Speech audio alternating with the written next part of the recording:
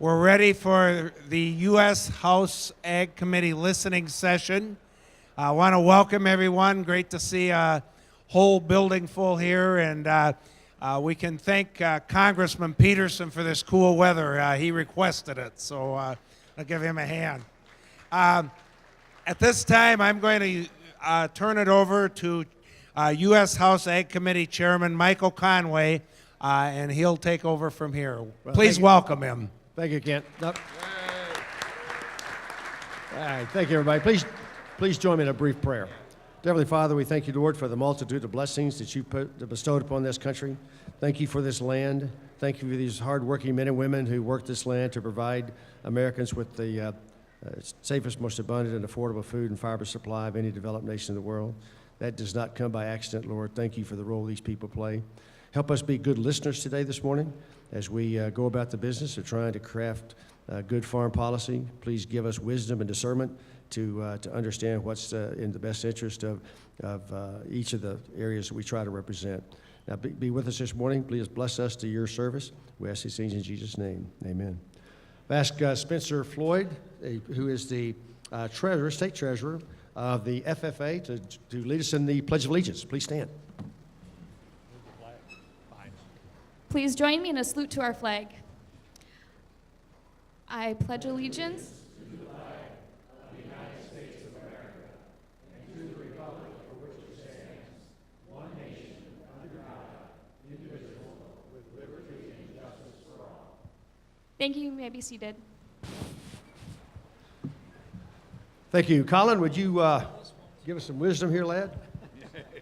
Well, thank you, Mr. Chairman, and thank you for coming to Redwood Falls, and also the other members of the committee. I'm pleased that we've got 11 members here today to listen to people. You are in ground zero of some of the best agriculture, land, and production in the United States here. We were in Mike's district on Monday. We heard a lot about cotton and peanuts and those kinds of things, which are important. Today you probably hear a little bit about corn and soybeans and dairy and sugar beets and some of the issues that we have in our part of the world. We're proud of our production. We have as good a production in this part of the world as there is, I think, any place. And just for the folks that are not familiar, the crop doesn't look too bad, but it's not as good as normal. We've had our challenges this year. We've had weather challenges. The crop looked really ragged at the beginning, but it's kind of come back. But it's not as good as we've had some other years, so you need to come back when we really have the bumper crop. So we are committed here, Mike and I and the committee, to getting the Farm Bill done.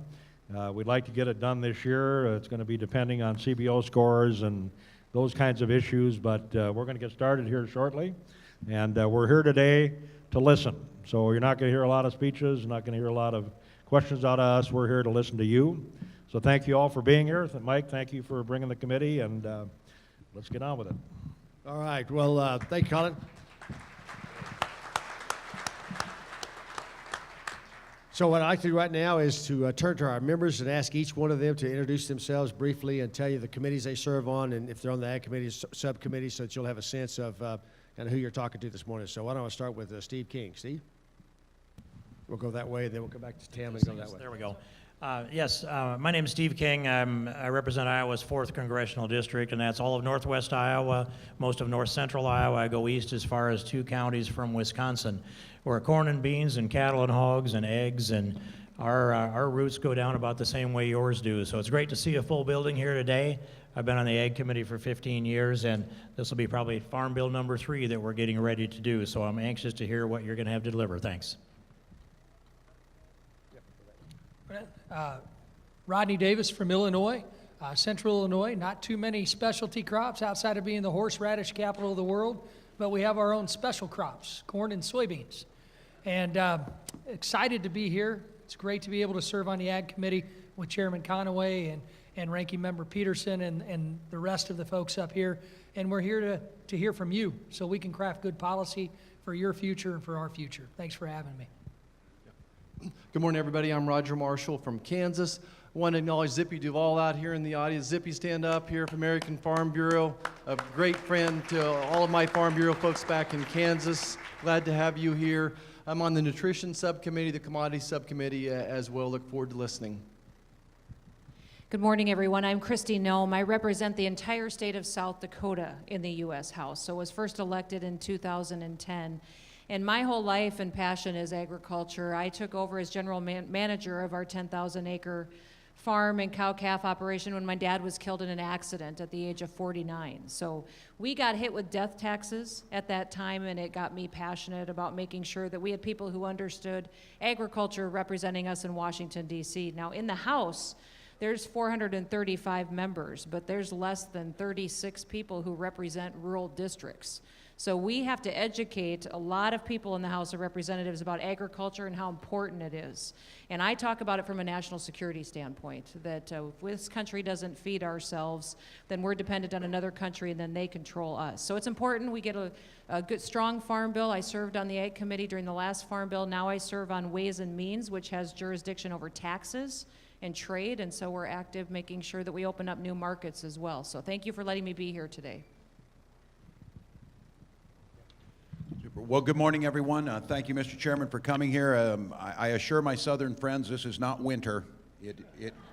Winter is coming. So, but thank you all for being here. My district is just south of here, the entire southern tier of Minnesota, the heart of the heartland and some of the most productive land. And in fact, my county of Blue Earth County, we're very literal people. The earth is so rich that it's literally blue is the way it looks. And one of those constituent who told me he raises corn, soybean, and boys is the Minnesota Farm Bureau President, Kevin Papp, who's here today. So Kevin, thank you for what you do. We appreciate that. So.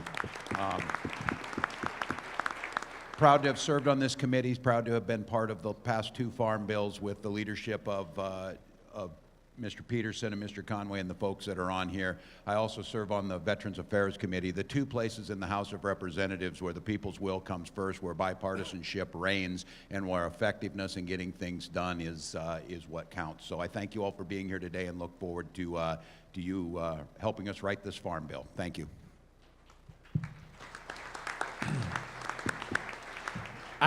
I'm what's left of Rick Nolan, and I represented this area here back in the 1970s, that in north central Minnesota, and today I represent northeastern Minnesota. I'd like to point out that I was just a child at the time when I was representing this area, but we used to have some fun around the Congress when I came back after a little 32-year hiatus, and they said, yeah, didn't your dad serve in the past? And I got dubbed Rick Van Winkle. But in any event, I'm chairman or a ranking member. Trying to project the future here. I'm ranking member on the Committee on Commodities and Crop Insurance, and I learned over the years I could learn a lot more about life and about good farm policy by listening to the farmers of Minnesota. So I'm delighted to be here, and I'll shut up and start listening. Thank you.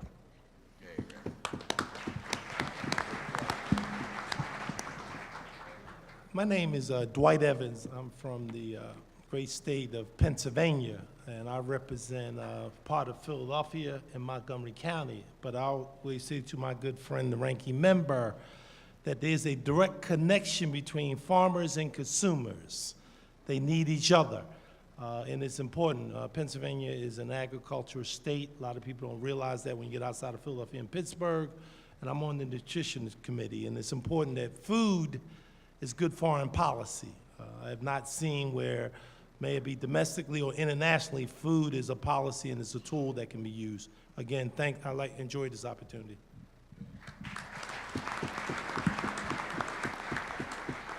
I'm Tom Emmer. I represent Minnesota's 6th congressional district, which most people would think of as more of an urban district. It's about 30 to 35, 40 miles from downtown Minneapolis, the Twin Cities, starting on the Wisconsin border and wrapping around the north side of the Twin Cities.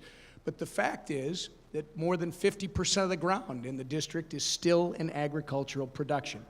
And more importantly, in this state, and I think more people have to recognize it, which is why it's great that you talk about, it's about the food that we are producing, not only in this country, but around the world.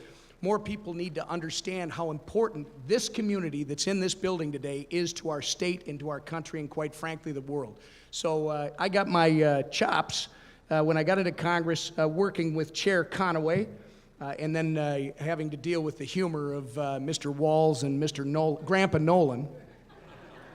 And I'm really looking forward to hearing what you have to say today, and hopefully being able to go back with these wonderful people and put some policies in place or fix some policies that are already in place that will make your lives easier and make you more productive for all the rest of us. Thank you. Thank you. And I'm Kevin Kramer. I represent the entire state of North Dakota. And while in recent years North Dakota has become more famous for what's under the ground than what we sustain above it, we are first, foremost, and always an agrarian state, obviously. And I serve on the Energy and Commerce Committee, and the subcommittees I serve on are Communications and Technology, where we deal an awful lot with the technology for good precision agriculture, the Energy Subcommittee, and the Environment Subcommittee. I will just say this as we kick it off. Sitting at this table are some of my very best friends in Congress. I came and was elected in 2012 and came that year that one of the first things that we did in Congress was kill a farm bill, which I didn't know was possible. And it was perhaps my worst day in the last 5 years. But we've had so many good ones since as we recovered from that, passed one. And I would just echo that these gentlemen and ladies sitting at this table are first and foremost advocates for eating and growing food, and we work on it together. Christy made the very important point, and it's hard to stress how important this is. Not only are there fewer of us by far who represent agrarian districts, there get to be fewer of us with every census. And so the importance of a coalition cannot be overstressed. And so with that, I look forward to hearing from the experts in the field.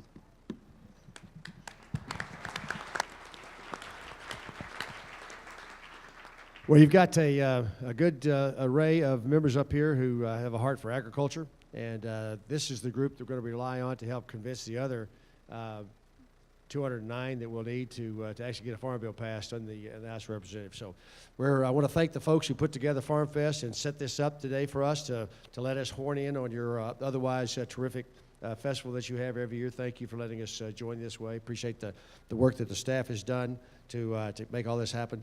Our moderator today will be Kent Thesey. Kent is currently the Vice President of Minstar Bank in Lake City, and he's formerly with the University of Minnesota's Extension Service, Extension Educator. So in a little bit, when he starts introducing you and he starts calling the clock on you, get mad at him and not us, because we were asking you to vote for us and you don't vote for Kent. So we've asked Kent to be the bad guy this morning. As each of our members have said, we're here to listen. You won't hear much more out of us from this point forward. We're really more keenly interested in hearing from you what you have to say, what's working, what's not working. You get about 2 minutes. I know that's a very brief amount of time, but by the time all the folks who get to speak today will speak, hopefully we will cover the waterfront on what needs to be said this morning. If you haven't signed one of our cards and you still want to sign up, please sign that card so we can get you into the queue to make that happen. We will get to as many of you as you can. We're going to be here till about 12:30 to hear from you, and we'll go through as many folks as we can during that time frame. Now, there may be some differences of opinion. There were in Texas on Monday, but let's be respectful to each other. Let's listen to each other. No decisions will be made this morning. But we just need to hear the ideas. We need to get your thoughts and those kind of things. You don't have to make the decision this morning. So be respectful to each other, and I got great confidence that you will. Our first person to speak this morning will be Zippy Duval, who's the president of the American Farm Bureau. We've asked Zippy to come give us a couple of words. So, Zippy. Well, thank you, Mr. Chairman, and I really appreciate the opportunity.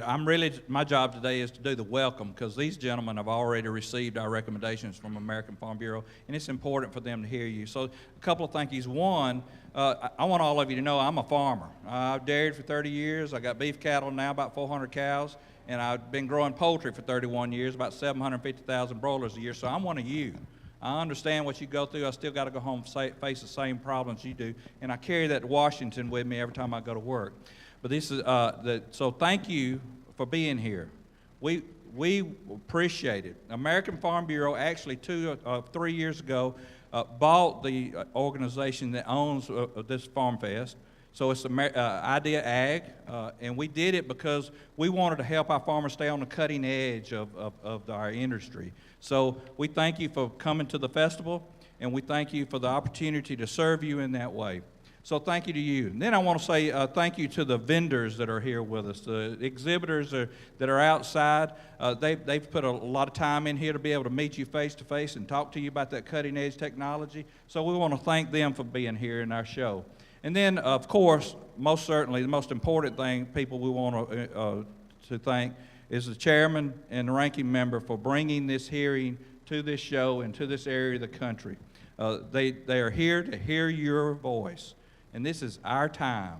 We have a lot of wonderful people in place here and in the Department of Agriculture and across in the cabinet that understand and wants to do the right thing for rural America and for agriculture. And it is our time to have our voice heard. So thank you so much, Mr. Chairman, Mr. Ranking Member, for being here, and thank you for being an American farmer, because I'm so proud to represent you each and every day. Welcome to this great festival, and welcome to this great exercise here that we call being an American citizen. All right, thank you, Zippy. 2 quick points. What Kent will do is he will call up, we've got microphones on both sides. He will call 2 names to begin with. One of them will start. Once that person finishes, he'll call the third name. And so while the second person is talking, that third person needs to make their way to the microphone, so we keep this thing going as quickly as we can. And then, speaking on behalf of all 11 of us, we know you're thanking us for being here. Actually, we're on your payroll, so that you don't really need to thank us. So when you start your remarks, you got 2 minutes. Don't waste time pandering to the crowd up here. We're on your side, right? So just jump right into your comments. You don't need to thank us. We're here on your payroll and all that kind of good stuff. So jump right to your comments and spend your 2 minutes talking to us about what's on your heart this morning. So with that, Kent, you've got the floor. Thank you, Chairman Conway. And as the chairman said, we do have a mic on each side, and we will. I'll be calling you up. I'll kind of one or two ahead. And so I will call up Mr. Kevin Papp and Mr. Gary Werdish. While they're coming up, just the ground rules, we will be timing you on the 2 minutes. So, and I'll be, when you got 20 seconds left, you'll get this. And when there's 10 seconds left, you get this. And when you've reached your time limit, you get this. And as Congressman Peterson and Walls and Nolan and Emmer know, the next thing is you get shut off. So they've been here before, so they know the rules and how it works. So we'll start out with Kevin Papp, president of Minnesota Farm Bureau. Well, per the chairman's request, I won't thank you for helping reconnect the disconnect with agriculture. It's already been made. Certainly, there's a lot of people that don't understand. Our connection with agriculture, farmers and ranchers, is food. So let's keep the food still in the Farm Bill. Make sure we make that connection. Other thing is the weather. We appreciate the weather today, but we can't control the weather. We've got to have risk management tools in the Farm Bill. Crop insurance, revenue insurance. Personally, I was involved in a hailstorm this year where we lost the corn and the bean crop on one farm. And it's that crop insurance. I'm not going to make any money at that this year, but I'm going to be able to farm again next year because of those risk management tools. So do what we can, not to harm, save what we can, but also help us make that connection. We've got a lot of financial stress out there in agriculture right now. We got low prices. The way to raise low prices is to increase demand. Trade is not the biggest part of the Farm Bill, but it's a big part of agriculture. So continue to help us with trade. We're fortunate. We can grow more than we can use. We need that 96% of the world as our market. You can't do trade without transportation. Not something maybe in this committee, but things you can do in Congress. Help us to get it to those markets. The last thing I would just ask is help us to understand how important not only things like this today are, but for those farmers and ranchers to share their story with their members of Congress, but also your other families, for those that aren't in those 35 or 36 districts. So again, thank you for that. We appreciate it. We know that we've got a lot of commodities in this state and this country. Time is the most precious commodity. I won't say thank you for your time because the chairman asked me not to. Thank you, Kevin. The next person we want to call up is Harold Woolley Jr. Our next speaker will be Gary Wordish, president of Minnesota Farmers Union. Gary? Thank you, Kent. I will waste a little bit of my time to thank the committee and thank the chairman for being here. So it's very important to be here, and I liked your comment earlier, and we visited earlier too, about you're here to listen. We want to thank you for coming out here and listening to. These are the real people, people that you're affecting, people that everything you do there does affect. The Farm Bill is probably the most important piece of legislation for rural, not only farmers. It's a safety net for farmers, but it's a safety net for rural America. It's a safety net for America, for the food security. So thank you for coming out here. And Minnesota Farmers Union, we just completed about 16 rural discussion voices sessions around the state listening. And the Farm Bill was obviously came to the top. We need the safety net, we need conservation programs, we need all that type of stuff. But a few things I want to bring up. Mr. Evans made the comment, Congressman Evans made the comment about consumers. The nutrition title came up in every one of our meetings. The importance of the nutrition title. In the last Farm Bill, there was an attempt to remove the nutrition title from the bill. I'd encourage all of you not to hold tight, and it's very important to keep that in there. One of the administrators that administers the nutrition program within the state of Minnesota, he said the average length of stay of a person on the food stamp, formerly food stamp, now the SNAP program, is 9 months. And of that 9 months, the majority of those people got put in that situation for either a health care issue or a loss of a job.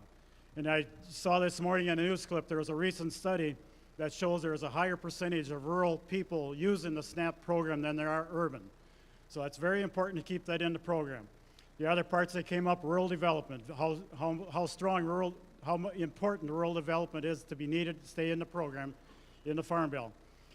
You got all the small towns and communities that are able to access programs there. Broadband is a huge issue. We got an example of one of the meetings that we conducted I better move on. But anyway, then the other issue I do want to talk about is health care. That came up in every meeting. Everything we're talking about today, if we don't get some prices on the farm, we're going to lose farmers. We're going to have another washout in agriculture. We are faced with a crisis. So on top of that, health care needs to get figured out. You got a lot of people, everybody can't work off the job to get health care. It's just a huge cost, and people are tired of politics legislators playing politics with our health care. And it's time to go back. With the recent failure in the Senate, we're hoping that the House, you guys go back, you sit down and work together. It's an issue. We can work on it. We can fix it. There's things that can be done. Take the politics out of it.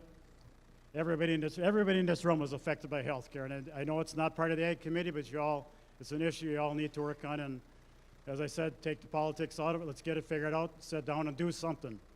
Thank you. Thank you, Gary. The next speaker to call up to the mic in the on-deck area is Sadie Frericks. Next, we'll hear from Harold Woolley Jr., president of Minnesota Corn Growers Association. Mr. Chairman, members of the committee, there's two things I'd like to comment on today: world trade and conservation. As you know, I don't have to sit here and quote facts and figures. You know that world trade is very important to us. I just got back from the U.S. Grains Council meeting at midnight last night. It was held in Portland, and there we discussed world trade. U.S. Grains Council helps exports happen. And they get, you say, well, what's world trade have to do with the Ag Committee? Well, you fund the Foreign Ag Service, which a part of that is the Foreign Market Development and Market Access Program. Those funds are vitally critical to us and the Grains Council and to world trade. So please consider that as we move forward on the 2018 Farm Bill. The other thing is conservation. Here again, some acronyms: CRP, CSP, and EQIP, all vitally important to us. We're bumping up in most of our counties in Minnesota against that 24 million acre cap. I'd sure like to see that raised substantially higher so that we can get the lands that need to be in that program in the program. I think that there's some room to lower the rental rates and increase the acres. Thank you. Thank you very much. The next person called up to the on-deck area will be Darwin Bach. And next we'll hear from Sadie Frericks, who's a dairy farmer leader with Land O'Lakes. Thank you. Congressman, Congresswoman, good morning. As Ken said, I'm Sadie Frericks. I'm a dairy farmer from Melrose, Minnesota, right on the edge of Ranking Member Peterson's district. My husband and I, along with our 3 children, Dan, Monica, and Daphne, milk 75 cows on our first-generation dairy farm. On behalf of my cooperative Land O'Lakes and our 2,400 dairy farmer members, I'm here today to address the dairy title, specifically the Margin Protection Program. Our farm was built from scratch. We don't have generations of equity to fall back on in the event of another market collapse, so safety nets are imperative for a farm like ours. We already restructured our loans once in 2009, and I don't like to think about doing that again. So that's why we were really excited when the Margin Protection Program was rolled out. We strongly support a program that is based on both milk revenue and feed prices. Unfortunately, the Margin Protection Program isn't working. In 2015 and 2016, after careful consideration with our financial analyst, we enrolled at the $6.50 margin protection level. We actually need an $8 margin to maintain fiscal responsibility on our farm, but the premium difference between $6.50 and $8 did not seem like the best way to spend our hard-earned money. So we enrolled at the $6.50 level. In the end, after a year of dismal prices, the indemnity that we received barely equaled the premium that we paid. So in 2017, knowing that the program wasn't providing the insurance that we'd hoped for, and because prices were forecasted as higher, we enrolled at the $4 level. I encourage you to look for ways to make the Margin Protection Program more affordable and to provide better coverage. There are lots of ideas about how to do this, and I'm not going to pretend to know which is the best for both farmers and the budget. But I encourage you to find a way to provide better security for dairy farmers, and I look forward to helping you doing so. Thank you very much. I've been asked to remind those of you speaking to get a little closer to the mic. They're having a little trouble kind of hearing you out in the back, so please, the mic's your friend, get up nice and close there. Our next person to the on-deck speaking area will be Travis Keister. Now we'll hear from Darwin Bach with the Land Stewardship Project. Good morning. My name is Darwin Bach. I farm 650 acres of corn and soybeans about 80 miles west of here in Yellow Medicine County. I'm here to speak today for the Land Stewardship Project, which is a farm and rural organization based here in Minnesota. Here are some of the key components we'd like to see in the next farm bill. Beginning Farmer and Rancher Development Program. This is a program we helped establish. We continue to monitor it. It's well run, and it has a demonstrated need for it. We'd ask for $50 million of permanent funding to be put into the next farm bill. CRP. Before we start talking about how many acres should be in CRP, we need to address some of the issues surrounding CRP rental rates. And we need to make sure that the acres that are put into CRP are targeted towards marginal and sensitive land. CSP. We strongly support a program that encourages farmers to do good conservation work on their working lands. CSP can do that, but it does need some work. The number one problem with CSP is that the payment rate for existing practices is much too low. Farmers need to be rewarded for the good conservation outcomes that they're producing. EQIP. There's a livestock set-aside portion in EQIP. We want this money to be targeted towards beginning and family-sized operations. We don't need to be subsidizing 5,000 and 10,000 cow dairy operations. Taxpayers don't need to be subsidizing contractors for large corporate hog farm operations. Okay, here's the elephant in the room, crop insurance. We want a $50,000 limit on the subsidy per operator. Commodity groups are going to look up from their subsidy trough and whine and squeal about this one, but the fact is it's the only program that doesn't have any limit whatsoever. In my operation, for example, I can farm in a corn-soybean rotation 3,000 acres before I'd hit that limit. If you're farming 3,000 acres and can't afford that last quarter of land without help from the taxpayer paying for the insurance on that quarter, don't rent it. Looks like I'm out of time. Sorry. Thank you. Thank you very much. Our next person to come to the on-deck area is Dr. Bev Durgan. Next, we will hear from Travis Keister with the Minnesota-Iowa Crop Insurance Group. Yeah, my name is Travis Keister, and I'm a crop insurance agent out of Blue Earth, Minnesota. And I have just 3 points to make to you all today. First of all, the crop insurance system today is working. It's working. We have not had an ad hoc disaster bill in over a decade. This program is working right now. Another testament to that is in 2012, during the massive drought, this program handled that situation effectively and efficiently. So it's working. The second thing is Congressman Kine from Wisconsin has a number of amendments on the table. Subsidy caps, AGI means testing, and the elimination of the harvest price option when it comes to revenue protection.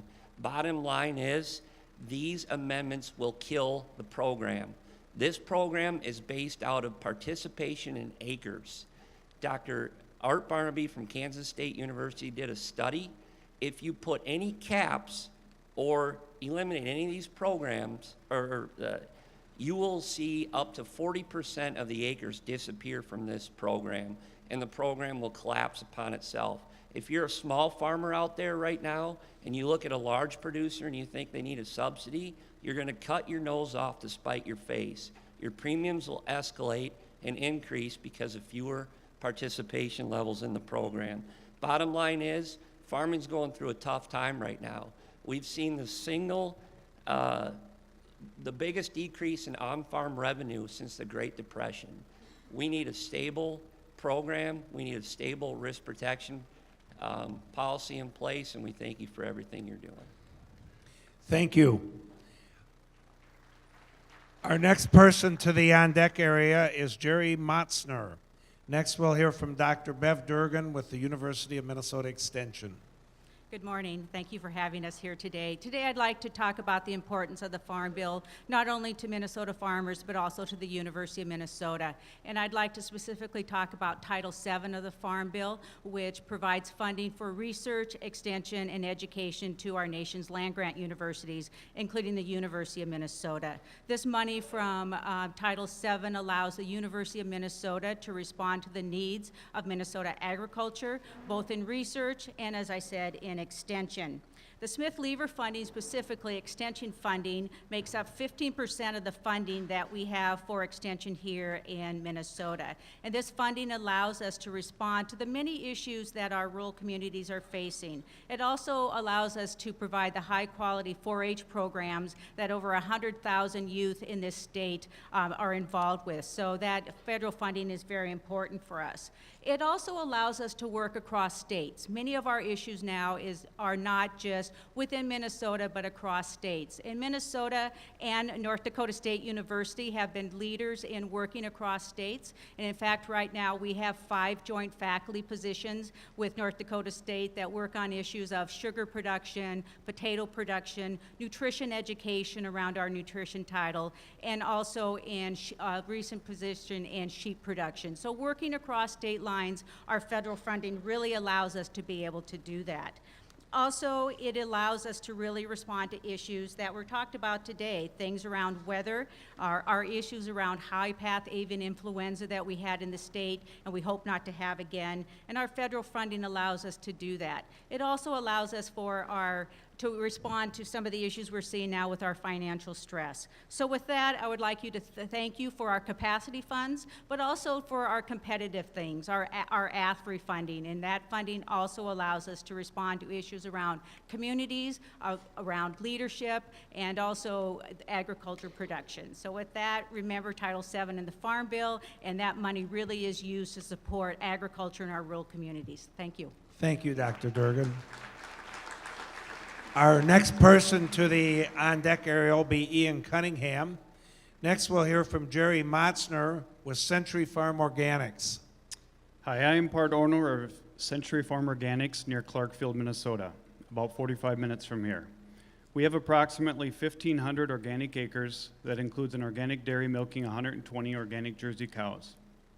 Our organic farm has 6 full-time employees and 4 part-time employees. We fully support 6 families and partially support 4 families through our 1,500 organic acres. Your support of the organic industry is critical to keeping small family farms and helping grow the rural economy. We are also mentoring 3 other farm families within 15 miles of our farm as they transition their land to organic. These families are all doing this transition so they can either farm without an off-farm job, or they have children they want to bring into the farm, but they can't support their kids' families with the acres they have. They are making a voluntary business decision to go organic. 2 requests. First, the organic industry is a $47 billion industry with at least 8% growth year over year. And while the industry grows, unfortunately, the National Organic Program resources have not. While $9 million a year for program oversight and enforcement may have gotten us to $47 billion, it is not keeping pace now. We ask for an increase in the next Farm Bill for an authorization of $15 million per year with a 10% growth in funding every year for the National Organic Program. Second, the organic industry is supported by customers who are willing to pay a premium when they can trust that the product they are buying has been produced or based on certain strict standards. This has created 2 issues: interests that want to weaken the standards and fraudulent actors. We ask for your support in maintaining the integrity of the organic seal. The Farm Bill should not seek to change organic production standards or how they are established. The process we have now works. What is not working well enough is adequate enforcement on fraudulent imported grain. The organic prices on corn and soybeans have decreased by about 40% over the past 2 years. This was primarily driven by the large increases in imports, some of which have been discovered to be fraudulent. This price decrease has cost our farm $160,000 alone. Approximately 60 full tankers of corn have come from Turkey in the past year. That is an 800% increase since 2014, and we know most of that is fraudulent grain. What's needed? Upgrade the tracking system for international grain, require all grain brokers and traders to be certified, get more NOP investigators in place, and more dollars for organic research. Thank you. Thank you. Our next person to the on-deck area will be Tom Nussmeier. Next, we will hear from Ian Cunningham, National Association of Conservation Districts. My name is Ian Cunningham. I'm currently a senior member of a 5th-generation family farm near Pipestone, Minnesota. I'm also one of 445 publicly elected Soil and Water Conservation District board members in Minnesota, and one of over 17,000 men and women who serve on the governing boards of nearly 3,000 conservation districts across the United States and its territories. Currently, I'm a member of the executive board of the National Association of Conservation Districts representing the North Central states.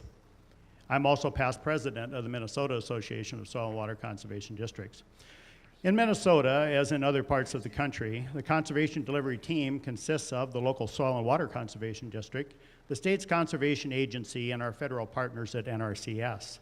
We have a successful track record of working together on privately owned cropland, grazing land, forests, and in urban settings to deliver healthier soil, cleaner water, and other benefits to society.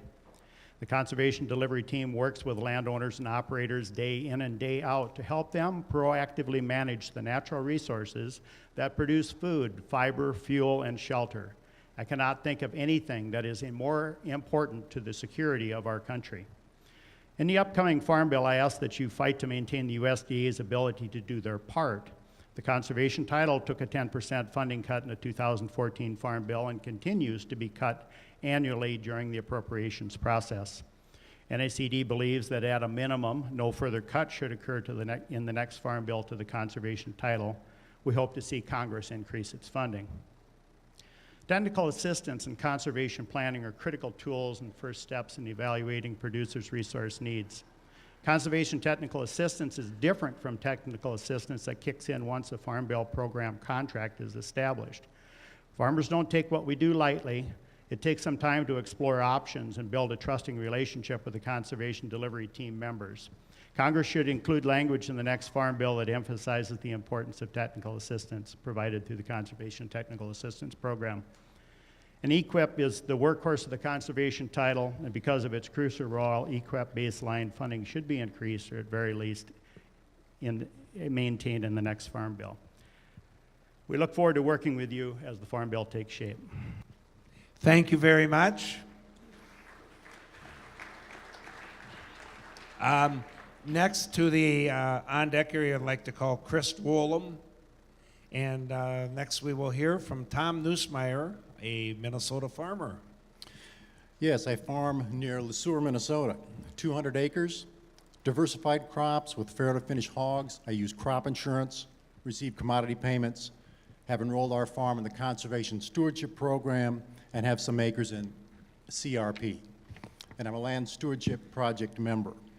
I'm concerned about water.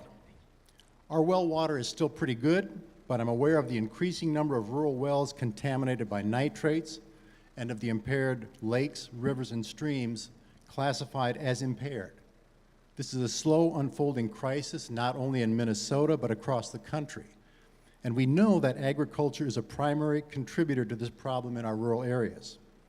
We also know that crop diversification on farms is the most effective approach in addressing water resource concerns because of the resulting improved soil health, decrease in soil erosion, and the reduction of off-farm inputs that contribute to contaminating our water. Yet between the last two farm bills, support for the CSP program that got me to diversify our farm even more dried up. When I re-enrolled, the payment for continuing these practices and adding even more was nearly half.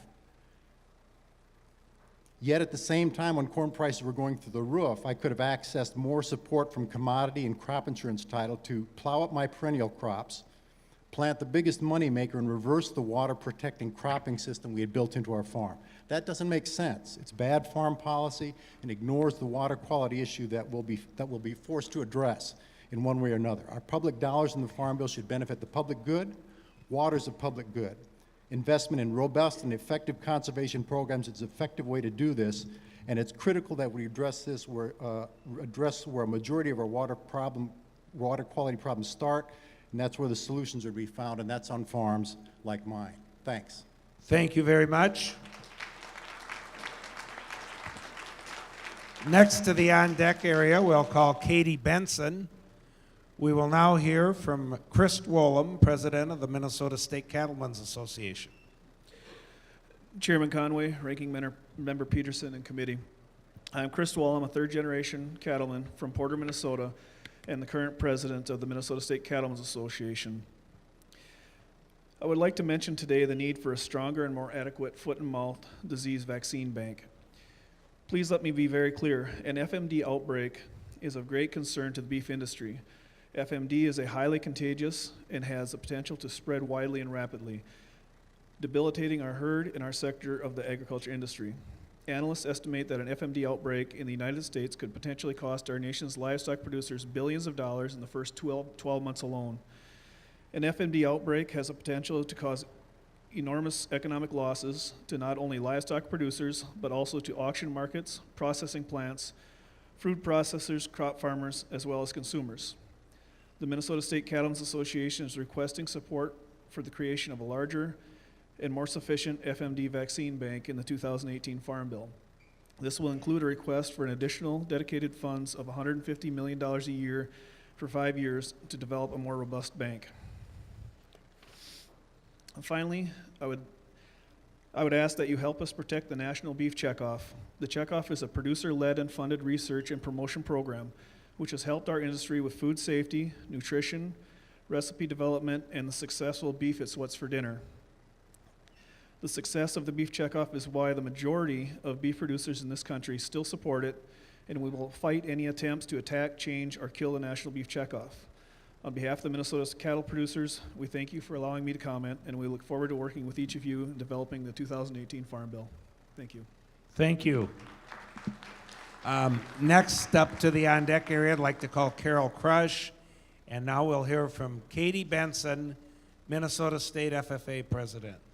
Good morning. My name is Katie Benson. I am from Staples, Minnesota, which is in the central area.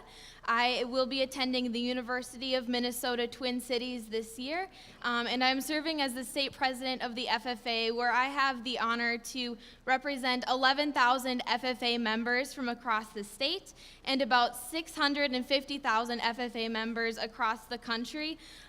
And my FFA background and my experience in agriculture is very non-traditional.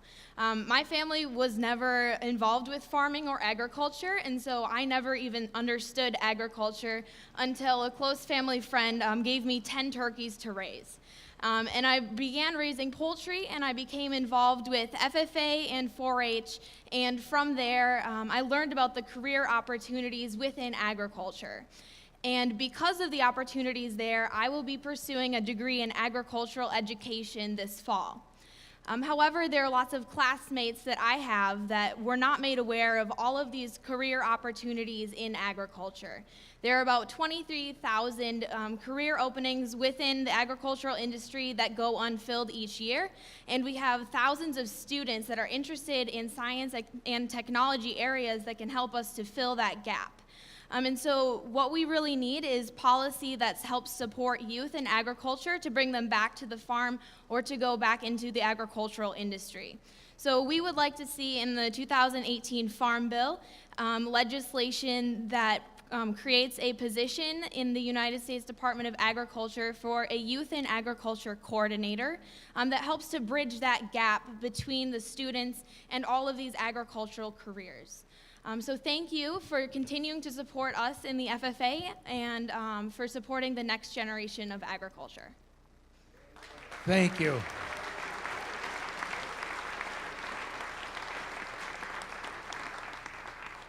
To the on-deck area, we'd like to call Emily Piper.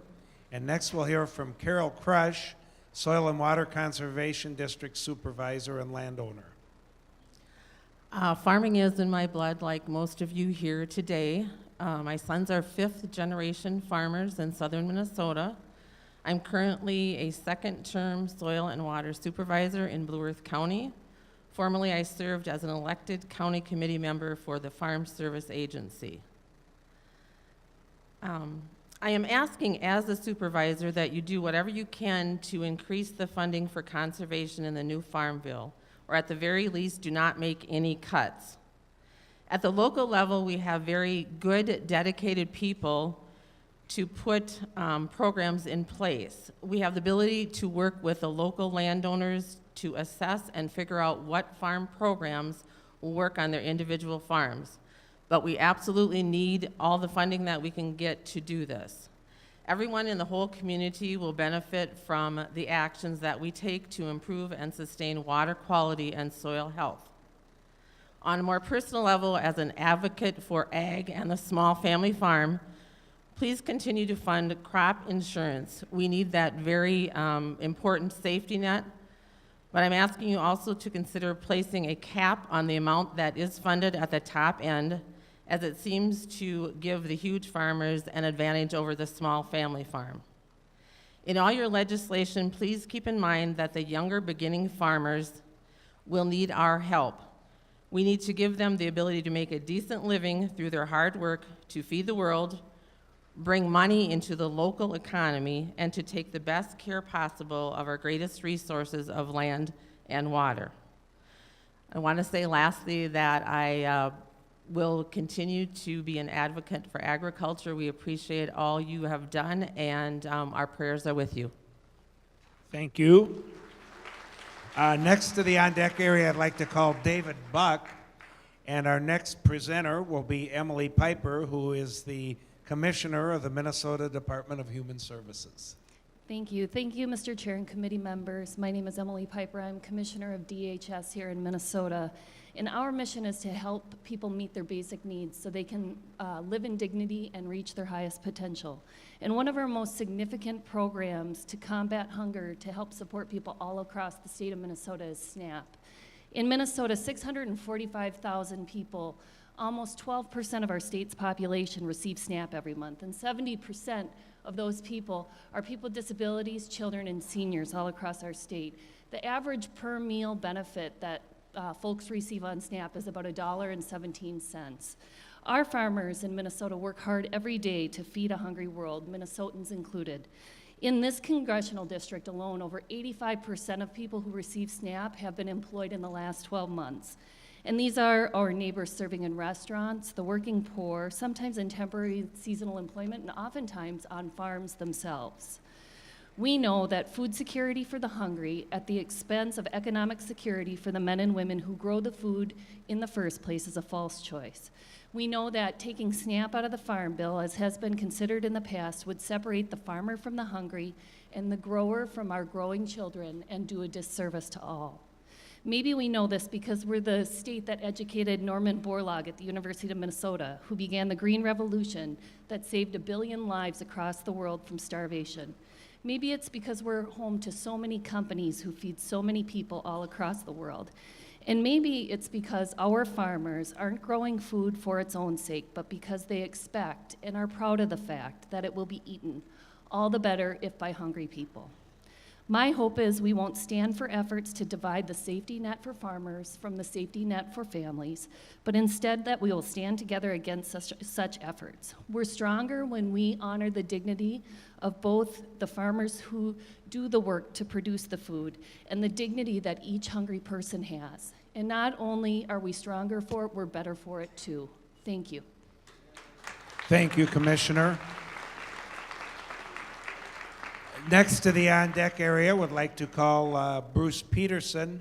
Our next presenter will be David Buck, who's president of Minnesota Milk Producers. Good morning, Mr. Chairman and committee members. My family and I are dairy farmers near Goodhue, which is in southeast Minnesota. We have two major issues, I guess, in the dairy industry right now, and I have pretty much had a front row seat to both of those issues. We operate 2 dairy farms. The one we had bought most recently was signed up for the margin protection plan. At home we did not sign up. We chose to go the LGM route for risk protection. The MPP needs some changes made to it, as I think Sadie alluded to earlier. Maybe going back to the original proposal with feed cost would help, and also maybe allowing some flexibility between LGM and MPP. MPP is a safety net. LGM is insurance. We also raise crops to feed all our animals, so we participate in the crop insurance program and the ARC, and you can do both. On the dairy side, you have to choose one or the other, and if we could find some way to integrate those two, I think it would be beneficial. Possibly lifting the dollar limits on LGM so that there's more money that could go into that program. We had the same experience basically as the previous speaker on dairy, that we chose the 650 level, and it was a very tough year, and you don't even get your premium back. That really sours you going forward in the next year. But so I think some changes have to be made on that side. The labor issue is another one. It's the number one issue our staff hears about. Southeast Minnesota, I think, had a 2.9% unemployment rate recently. 4% is considered full employment, and it's very difficult to find people to work. We used to milk 3 times a day on our dairy farms, and we went to twice a day, just from a labor standpoint. So you lose a little productivity that way. Possibly changing the H-2A visas or coming up with some type of visa that would allow workers to come for more than 10 months at a time. We work 24/7, 365 on dairy farms, so we need labor to accomplish that. One last note, trade is very important to the dairy industry. 15% of our production is exported, so let's do everything we can to keep that trade going. Thank you for your time. Thank you. Our next speaker to call up to the on-deck area is Melissa Sabalik. And next we're going to hear from Bruce Peterson, who's a board member with the Minnesota Corn Growers. Good morning. I farm over in the Northfield area with two brothers, and we've got four of the next generation also involved on the farm. I want to address one key component of the Farm Bill, or two actually. One, the first one would be Title I. I don't need to remind you that with the last Farm Bill, we made this big step from direct payments to ARC PLC. You know, certainly we're going to see some bumps in the roads with that big of a change, but it's something that I can defend when we've got a program that's based on either revenue per acre or a reference price compared to direct payments. I can defend that. You know, I had a hard time defending direct payments when we were getting those with $5 corn, but you know, ARC and PLC have not been perfect. I think you're going to look at making some small changes, not sweeping changes. You know, I farm in the corner of Rice County. I also go across into two other counties, so I see the differences from county to county. I think you know that needs to be maybe addressed a little bit. But anyway, I think the main thing is we can defend the current Title I program. The second thing is crop insurance.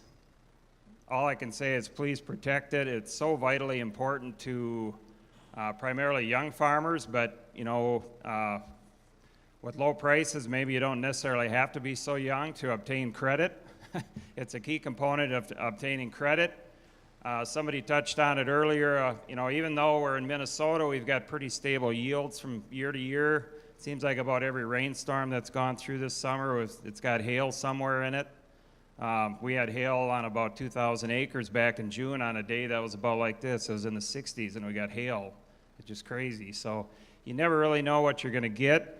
But the second component, not only to the financing part, but the marketing part, with that crop insurance policy in hand, you look at a lot of the marketing charts over the last 2-3 years, you usually get about 1 week to market the crop, and it's long before harvest. So it's having that crop insurance in hand that allows you to market when you actually have some profitable opportunities. So thank you. Thank you very much. Next to the on-deck area, we'll call Brent Davison, and our next presenter will be Melissa Sobolik with Great Plains Food Bank. Well, good morning. I have the privilege of working as the director of Ending Hunger 2.0 at the Great Plains Food Bank, which serves all of North Dakota and western Minnesota. Last year, we served over 94,000 people. 36% of them were children and 11% were seniors. We serve people like Willard Carpenter. Willard, he's 71, he's a Vietnam vet, he's a farmer, and to this day is still driving truck.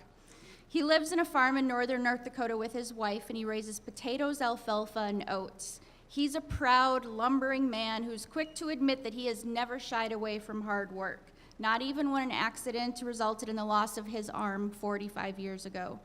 He utilizes veterans benefits for healthcare and medications, but every month he and Linda still come up short. They visit our mobile food pantry where they receive TFAP products and fresh produce, and they're on SNAP. They used to get $175 a month in benefits, but now are only getting $50, which doesn't go very far. Willard's prairie pride and his strong work ethic made it hard for him to ask for help, and now he's hoping that these federal nutrition programs will continue to be there for him. We, as food banks, are doing everything we can to connect people to food, but the reality is we're already stretched very thin. Any cuts or significant changes to SNAP would increase the demand on our services, and unfortunately, we don't have the capacity to fill that gap. Our food bank, like so many others, incur high costs when storing, transporting, and distributing TFAP commodities, especially in rural areas. In order to alleviate these costs, the Farm Bill authorizes $100 million per year for TFAP storage and distribution funds.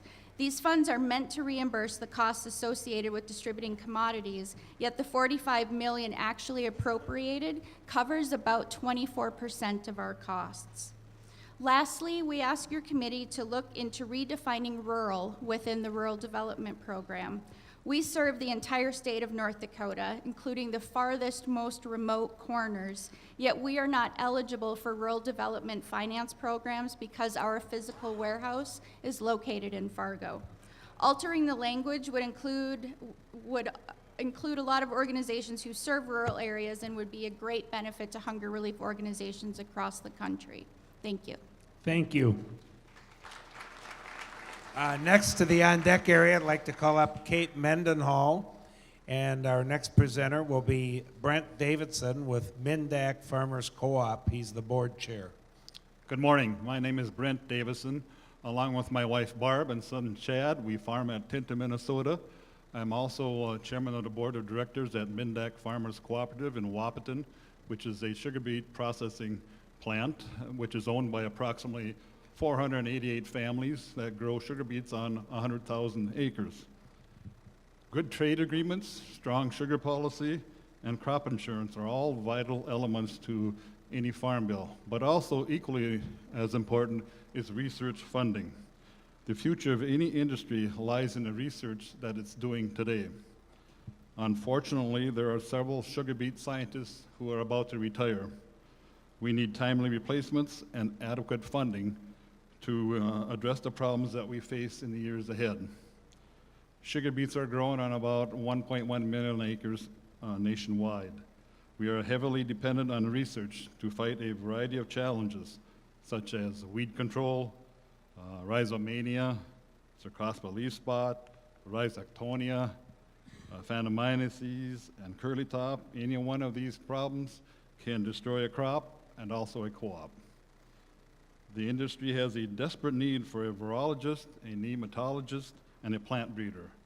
We need to quickly fill these positions. The University of Minnesota and NDSU do a fantastic job with the funding available. In particular, the research that they do on Cercospora leaf spot that dramatically reduces yield, quality, storability, and processing efficiency. Their continued research in this particular area is imperative to our business going forward. Our research needs are urgent and serious. Ignoring them jeopardizes our future. I implore the committee to make sugar beet research funding a priority in the 2018 Farm Bill to ensure a brighter future for both our families and our customers. Thank you. Thank you. Next person to the on-deck area will be Gary Peterson. And next we'll hear from Kate Mendenhall, Director of Organic Farmers Association. Thank you. Good morning, Chairman Conaway and members of the committee. Thank you for the opportunity to discuss the needs of U.S. organic farmers. I'm Kate Mendenhall, Director of Organic Farmers Association, and I'm also a beginning farmer transitioning land to organic in Northwest Iowa.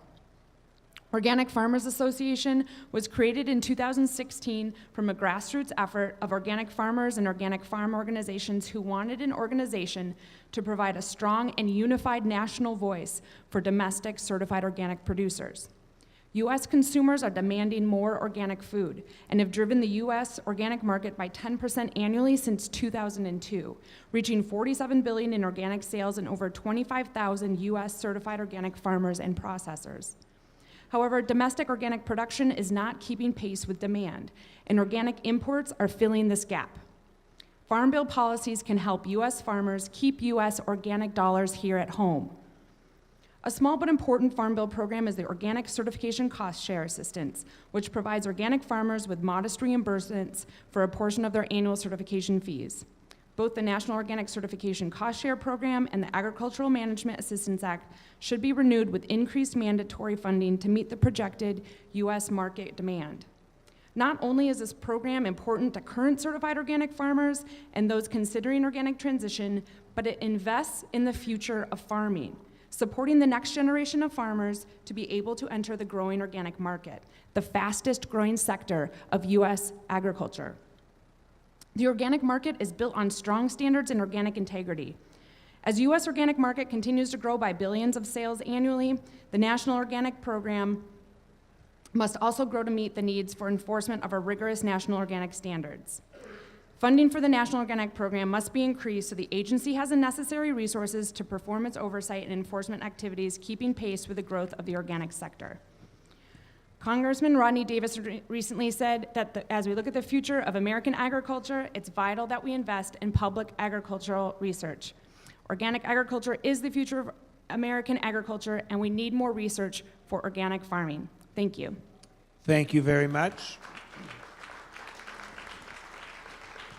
Next to the on-deck area, we'll call Dieta Billick. Our next presenter will be Gary Peterson with the Minnesota Association of Townships. Thank you. Good morning, everybody. I represent 1,781 townships in Minnesota, and the issue that I want to direct our area today is broadband. We're the have-nots across the state of Minnesota in the rural part of Minnesota, and once you get outside of the metro area, we do not have the required needs for broadband.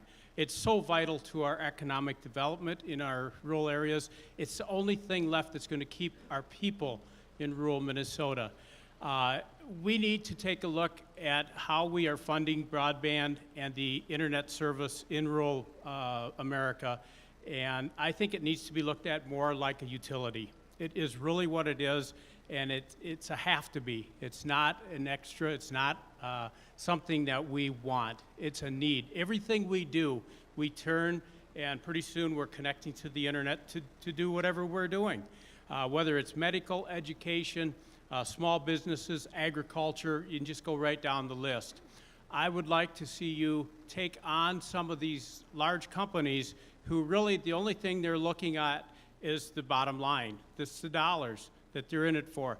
They're not going to get the broadband to rural Minnesota where the population is low. And that's where we need the help. And I can't stress that enough. And so please do whatever you can to put dollars to maybe make this thing a utility, and let's get the job done. Thank you. Thank you. Next person to the on-deck area will be Robert Lang. Our next presenter will be Dieta Billick with a certified organic producer. I am Dieta Billick, and we have a small farm in central Minnesota. We've been certified organic for 19 years. I have in my past been involved with a certification agency, and I worked for Sustainable Farming Association for a number of years ago. I've seen a lot of growth in what the Farm Bill has had to offer for farmers who are looking at transitioning to more sustainable practices and going organic certified. I think that if we can strengthen these programs for research, for opportunities for farmers to learn how they can transition, there's a lot of good things that have happened over that time that I've seen.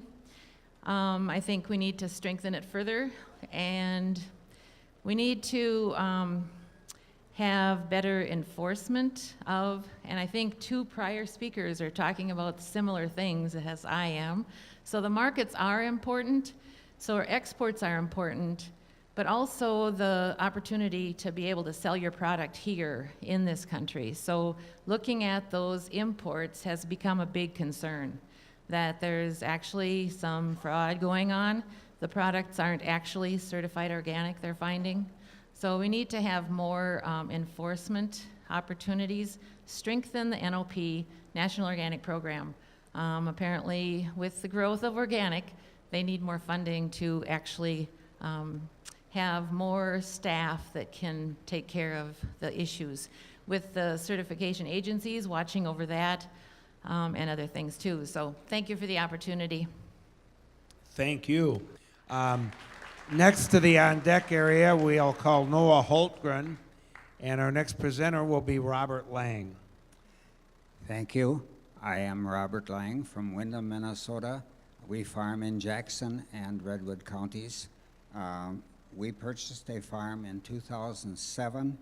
It was never in the farm program, and it doesn't allow us to collect any farm payment from that. I was told at the time that there were about 133 farmers that are not allowed in the program also, but the amendment would help us to sign up. We have kept records. We've certified to the county committee, and Larry Struckenberger of Jackson County needs help that we can admit these other farmers, which are small in number, to the farm program. We have, let's see,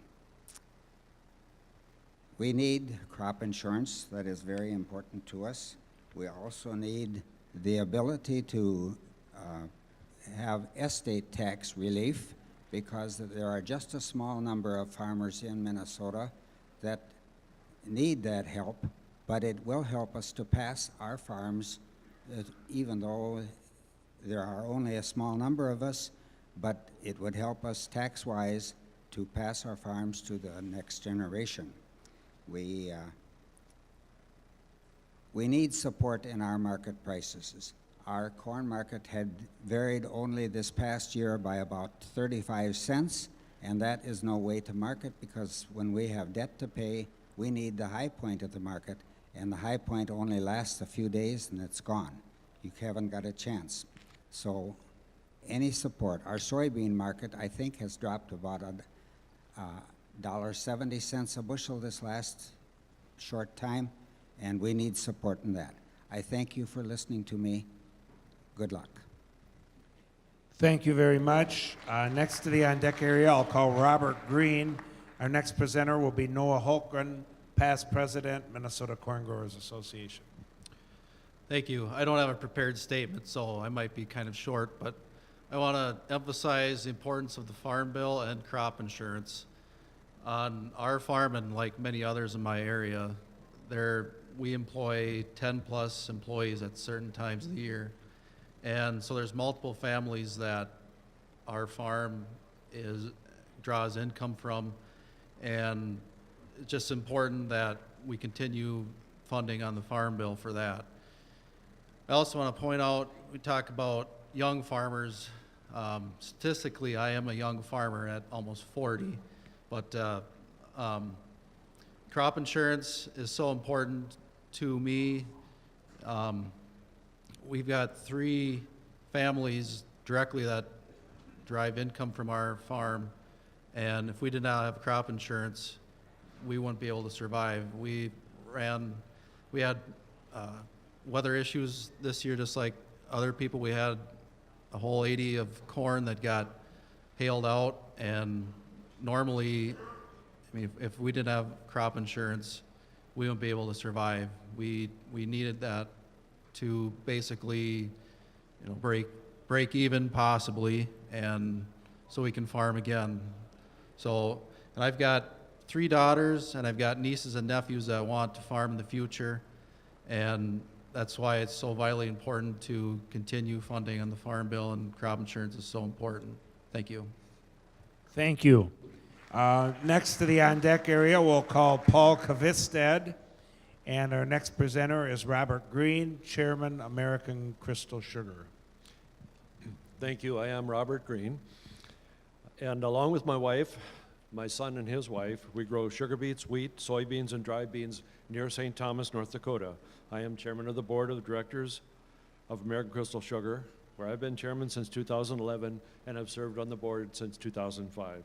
American Crystal is the largest beet sugar cooperative in the United States, with around 3,000 farmer shareholders who grow over 400,000 acres of sugar beets each year in eastern North Dakota and northwestern Minnesota. We employ about 2,000 people across our 5 factories in the Red River Valley, and we also own and operate Sidney Sugars in Sidney, Montana.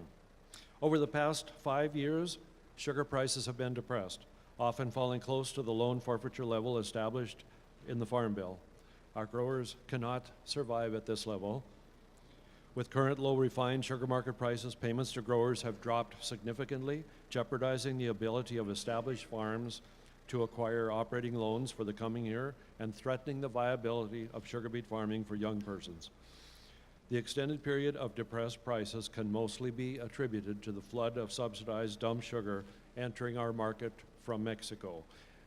We thank the members of this committee and Secretaries Ross and Perdue for working to stop the Mexican dumping and subsidizing that collapsed our market and caused $4 billion in damage to the domestic industry.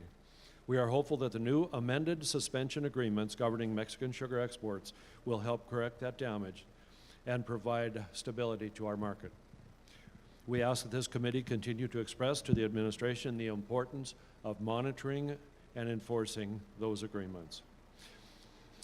With an annual economic impact of $5 billion, sugar beet growing and processing is the lifeblood of the Red River Valley. I am a fourth-generation farmer, and I am hopeful that with the amended suspension agreements and a strong sugar provision in the 2018 Farm Bill, that my children and grandchildren will have a future growing sugar beets and an opportunity to continue the proud tradition of American Crystal. Thank you. Thank you very much.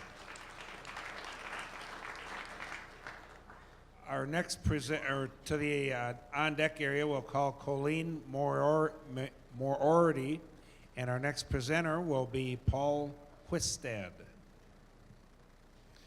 Thank you. I'm a fourth-generation farmer and second-generation turkey grower from Yell Medicine County near Wood Lake, Minnesota. And on behalf of the Minnesota Turkey Growers Association and all those who rely upon the industry in the state for their livelihood, we're here today to support animal disease prevention in the Farm Bill. After the devastating outbreak of highly pathogenic avian influenza in our state, we must do all we can to avoid to see it in the future. To see friends watch entire flocks die in a matter of hours was absolutely devastating. That is why we are supporting the mantra of an ounce of prevention is worth a pound of cure, by advocating for a new program that focuses on animal pest and disease prevention. We are thankful that Senator Klobuchar has agreed to lead the effort in the Senate and look forward to working with you, Chairman Conaway, and Ranking Member Peterson to authorize the fund and look forward to this forward-looking approach in the House bill. Since the 2015 outbreak, the turkey industry has made significant strides, and in a similar case of high path in Indiana last year indicates our improvements, but we still lost critical export markets and will continue to do so unless we limit the frequency and the scope of future events. We can do better and still have plenty to learn about the spread, containment, and eradication of these types of diseases. As the committee embarks on the reauthorization of the bill, MTGA supports the National Turkey Federation and over 70 associations that are asking for the inclusion of a mandatory program to the Farm Bill. This program will be designed to limit the impacts of diseases of all animal agriculture producers when an outbreak occurs. This program will use federal dollars on targeted efforts that reduce foreign diseases before they strike. Animal ag represents over half of all farm receipts, and in order to protect this vital sector of the economy, there are two key pillars of our proposal. First, the prevention program administered by APHIS that build upon the 2014 Farm Bill. And second, it would further develop the cooperative agreements that allow states and other key players to strategically target areas of concern where there is an increased risk. Thank you. Thank you very much. Next to the on-deck area, I want to call Tom Haig. And next we'll hear from Colleen Moriarty, who's Executive Director of Hunger Solutions Minnesota. Good morning. Thank you for this opportunity, Chairman. You want to move a little closer right. to the mic? There you go. There we go. Thank you for this opportunity to testify this morning. My name is Colleen Moriarty, and I'm the Executive Director of Hunger Solutions Minnesota. We're a statewide organization based in St. Paul with staff in Northeast and Southwest Minnesota.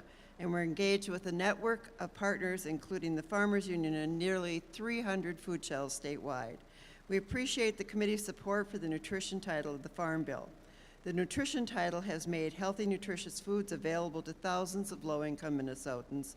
And for Minnesota, a strong SNAP program has meant that we were able to increase the number of seniors and their access to nutritious foods, respond quickly in the face of the recession, and keep a safety net available during economic crises and natural disasters.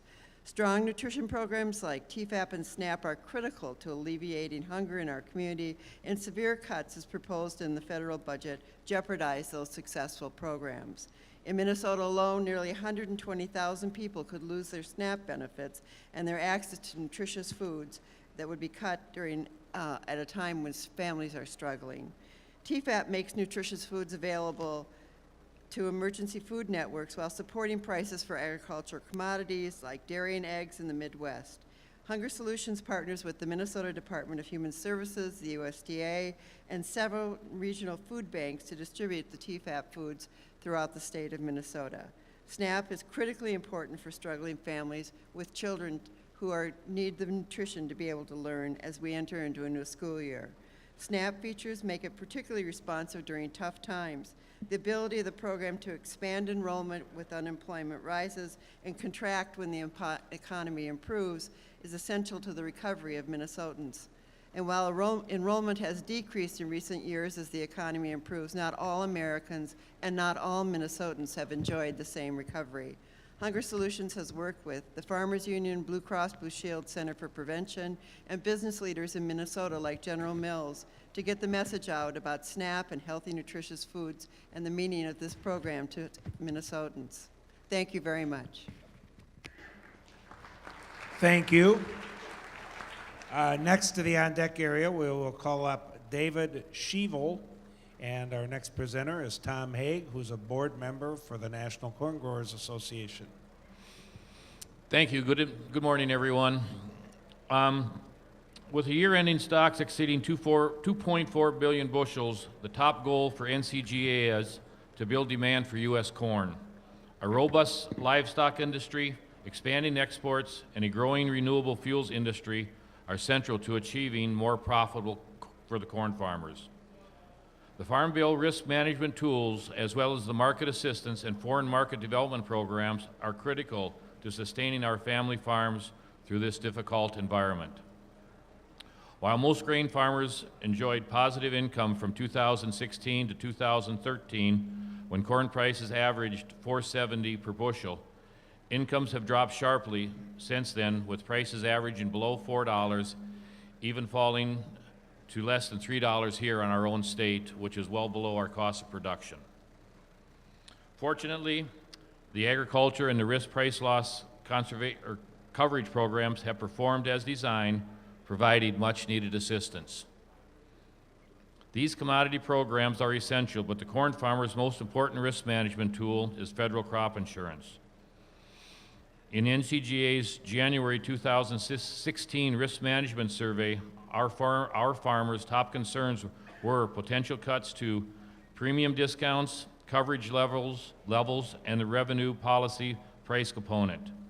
To sum up, crop insurance provides well-targeted within the year protection against yield loss and declining prices, while ARC and PLC protect against multiple years of depressed markets. Finally, our members have voiced strong support for additional funding for the market assistance and foreign market development programs. For every dollar invested, these private-public partnerships are delivering $28 in exports. Thank you for this opportunity to speak to the group. Thank you. Next, I'd like to call the on-deck area Ruth Haves, and our next presenter will be David Shevel with Foremost Farms. Mr. Thesey, somehow my German and Dutch ancestors got Skavel out of that spelling. Skavel? Okay, there we go. I'm a dairy producer in southeast Minnesota near Preston, on the board of directors, as he said, of Foremost Farms. I'm speaking in support of the changes that have been proposed and already through your committee on the margin protection program. I believe they need to be made or the program will cease to exist because people will not sign up for it.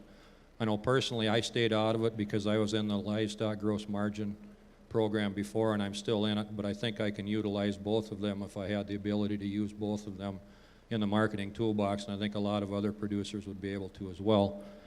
The other thing I want to speak to is the labor shortage. As Mr. Buck alluded to, labor is increasingly important to the dairy industry. It's getting harder and harder to find help. I believe we need an expedited guest worker program. I think that H-2A adjustments is a good first step to that. And also the domestic workforce. I think there's some of them that are sitting on the sidelines. I would like to find a way that we can move some of them back into the active participation in the workforce again. So thank you. Thank you.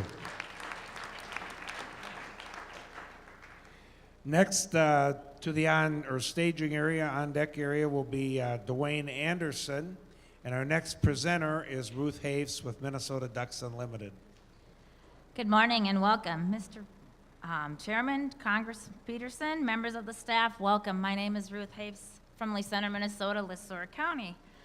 I'm a longtime farmer and livestock raiser on a 350-acre farm that was in my family since 1950. I'm also the current state chair of Minnesota's Ducks Unlimited, first lady in this role. I'm so happy to speak on behalf of the 1 million members and supporters nationwide and the 46,000 plus members across great Minnesota. DU is a proud partner in the USDA and developing conservation programs or delivering conservation programs on the ground with farmers, ranchers, and landowners.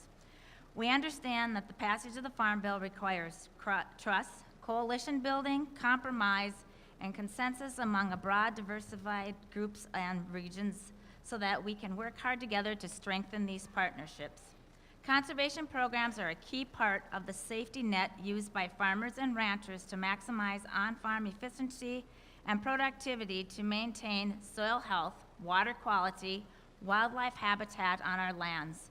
Conservation is in high demand across the country and here in Minnesota. DU supports wetland, grassland protections for the benefit of soil and water conservation, fish and wildlife habitat. We support strong funding for important working land programs such as Environmental Quality Incentive Program, EQIPT, and the Conservation Stewardship Program, CSP. We support an improved Conservation Reserve Program, CRP, with expanded managed grazing opportunities that improve wildlife habitat, including emergency haying and grazing during times the drought, like with drought in Dakotas and Montana. We also support the robust agricultural conservation easement program. This is a normally popular program demanded by those who virtually seek to protect their land through conservation easements. Thank you for the opportunity to speak with you today, and I enjoy visiting with you. Thank you very much. Next to the on-deck area, I'd like to call Terry Vanderpool, and our next presenter is Dwayne Anderson with Farmers Union Industries. I'm Dwayne Anderson, President and CEO of Farmers Union Industries, headquartered in Redwood Falls, Minnesota. I live in Morgan, grew up here in Minnesota. Since 1929, FUI has done business that supports grain farmers and livestock and poultry producers across the Midwest by turning their non-edible production into new high-value products. I serve on the board of directors of the National Renters Association. Rendering accounts for $10 billion in economic activity each year. Our companies provide tens of thousands of year-round jobs in rural and urban communities with competitive salaries and benefits.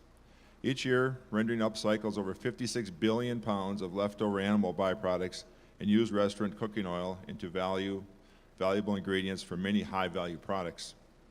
These include animal feed, pet food, biodiesel, and personal care and industrial items. Rendering has positive environmental benefits. For example, upcycling animal byproducts sequesters at least 5 times as many greenhouse gases emissions as it emits. This has the same effect as taking 12.2 million cars off the road each year. There are several important issues for the renderers. First, NRA supports a strong renewable fuel standard and continued federal biodiesel tax credits since we supply 30% of the feedstock for the U.S. biodiesel production.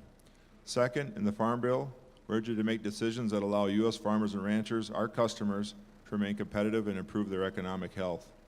Third, with 20% of our products sold overseas, we urge increased funding for the Market Access Program and the Foreign Market Development Program to help boost export sales and income for farmers, ranchers, and others in agriculture. Last, please ensure that the animal byproducts and used cooking oils are not considered waste in any food waste legislation. Our raw materials are vital inputs to produce high-value ingredients. We urge you not to distort the market with federal incentives, encouraging other recyclers to use these raw materials to produce low-value products such as methane, fertilizer, and soil amendments. Thanks for the opportunity to speak. Thank you. Next to the staging area, on-deck area, Aletta Borrud. Our next presenter will be Terry Vanderpool with the Land Stewardship Project. Good morning. My name is Terry Vanderpool. I farm not too far from here. I have a cow-calf operation, and I work with the Land Stewardship Project. With that project, I work with farmers and landowners in the Chippewa River watershed to find profitable approaches to improve water quality and wildlife habitat. We're meeting with considerable success in doing that. We're finding that continuous living cover is absolutely critical, and there are profitable ways to integrate livestock into diverse cropping systems that include perennials. Historically, the EQIP program has been a very, very important tool in our toolbox, and it seems to be going away. We're finding in all 6 of the counties that we work in that EQIP funding is going to a very small number of huge contracts. Innovative projects from family farmers that will improve water quality, things like grazing cover crops to improve soil health and their bottom line, converting marginal cropland to grasslands with managed grazing are left out. And what we're hearing from these farmers is, don't even bother to apply for EQIP, that's just for the big guys. These mid-sized family farmers are really where a lot of innovation can happen around building soil health and making conservation pay on working farmland. And we really encourage you to support EQIP and to make it more available to more producers by putting some meaningful caps on. And I do thank you, because that's just the way my parents raised me. And also, I want to just mention that broadband is extremely, extremely important in the rural areas. Please attend to that. Thank you. Thank you. Next, we would like to call Mark Olson to the on-deck area. And our next presenter is Aletta Borrud Family Farms. Yes, thank you. I'm Lita Borrud and a member also of the Land Stewardship Project. I am a owner of a small grain family farm with my siblings in northwestern North Dakota. Northwest North Dakota is facing, quote, exceptional or the most severe level of drought. This raises 2 issues. One, FSA loans. I oppose any proposal to increase limits for the, quote, guaranteed FSA operating loans through banks to as much as $2.5 million as was recently proposed. What family farms really borrow $2.5 million? Bankers may then favor big industrial farms, imagining that bigger means better farming practice. Could mega farms usurp the available funds, leaving none for family farms and letting them sink? I would favor an increase in the direct loan limits, non-increase in limits for the guaranteed FSA loans through banks. The second item, resiliency. In addition to putting farm bill money into crop insurance, I would advocate increasing support for farming practices that actually build resiliency by increasing soil organic matter as a buffer against drought. Liberalizing the CSP, or the Conservation Stewardship Program payments, supports innovations. I know that NDSU is doing really groundbreaking research out in western North Dakota, and so farmers need support to really incorporate the use of these innovations, such as interseeding, use of continuous cover crops, and diversification through crop rotations. My family would need CSP support to incorporate these innovations. Finally, we need a Marshall Plan for rural America. Across the Dakotas, Montana, Wyoming, rural towns are dying. Young people want the farm, stay on the farm. To keep rural America alive, we need to invest in our family farmers. They are the anchors for these communities. Thank you so much. Thank you. Next to the on-deck area, we'll call Bill Post. Our next presenter is Mark Olson. Good morning. I'm a farmer from Chippewa County, and want to speak a little bit about crop insurance. There seems to be, I support organic farmers and organic farming, but there's a disparaging between the election prices and the guaranteed levels that the organic farmers can achieve and the conventional farmers. That is encouraging some fraudulent practices, I believe. The organic price for corn is $9.03. My price is $3.93. And with the county guarantees, they can guarantee over $300 more per acre with fewer input costs. So I think this is something that needs to be addressed and hasn't been talked about. Also, between the 1985 and 1990 farm bills, there was a designation of converted wetlands created. And the converted wetland was in the time of the sodbusters first was written. And for 30 years now, we've had ground that has been tiled, that could be farmed, that we're telling farmers they can't farm it. The regulations for operating around it are much more strict than a designated wetland because these boundaries were measured by 2-meter photographs in the 1985, and today we're measuring them to inches. And if you go across that imaginary line, you're in violation of all your farm program payments. So I would suggest removing the converted wetlands or taking a look at redesignation. Thank you. Thank you. To the on-deck area, I'll call Steve Schlangen, and our next presenter will be Bill Post, who's a dairy farmer. Mr. Chairman, members of the committee, appreciate the opportunity. I come to talk to you about trade. I'm a small dairy farmer from southwest Minnesota. I farm with my wife and 2 kids. We milk 120 cows with robots. You probably wonder, why am I worried about trade?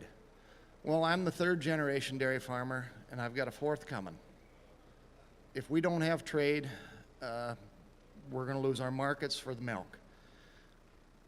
With Mr. Trump talking about building a wall to Mexico, we'll probably lose some of our workers coming. Our larger dairies need the workers. We put in the robots, but we still need the trade. And with the wall going up, will that impede our trade?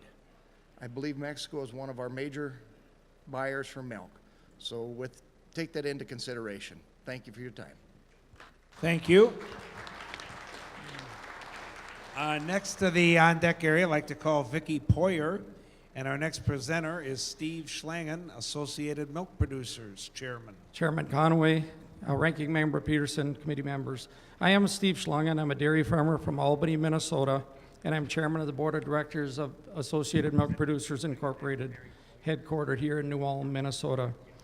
EMPI is owned by about 2,000 dairy farmers, and we operate a network of 10 manufacturing plants throughout the upper Midwest, where we manufacture 10% of the American type cheese in the country, 10% of the whey, 10% of the butter, and 10% of the American sliced cheese. Thank you for this opportunity. There's a common agreement among dairy farmers that the margin protection program created in the 2014 Farm Bill is ineffective. I believe the program did not have the opportunity to live up to its potential as a result of changes made following CBO scoring, which diluted the feed cost formula. The result has been a program that does not provide the safety net we need, and consequently has become widely rejected by dairy farmers. What can be done? To begin, dairy farmers are not looking for handouts. We are seeking a toolbox of options to better manage risk and the pain associated with times of low margins. I believe this can be accomplished in 4 key ways. First, and perhaps the quickest opportunity, is to urge the USDA to take immediate action and clarify that the $20 million annual cap limit on risk management livestock insurance programs does not apply to products of livestock such as milk. This will pave the way for the USDA Risk Management Agency to provide a dairy insurance option much similar to what already exists for crop farmers. Second would be to reduce MPP premiums for the first 4 to 5 million pounds of production per farm. Doing this would increase affordability of the program and make it more attractive. Third would be to have a monthly margin calculation as opposed to the current bi-monthly system. Operating in this way would make the program more timely in responding to market conditions.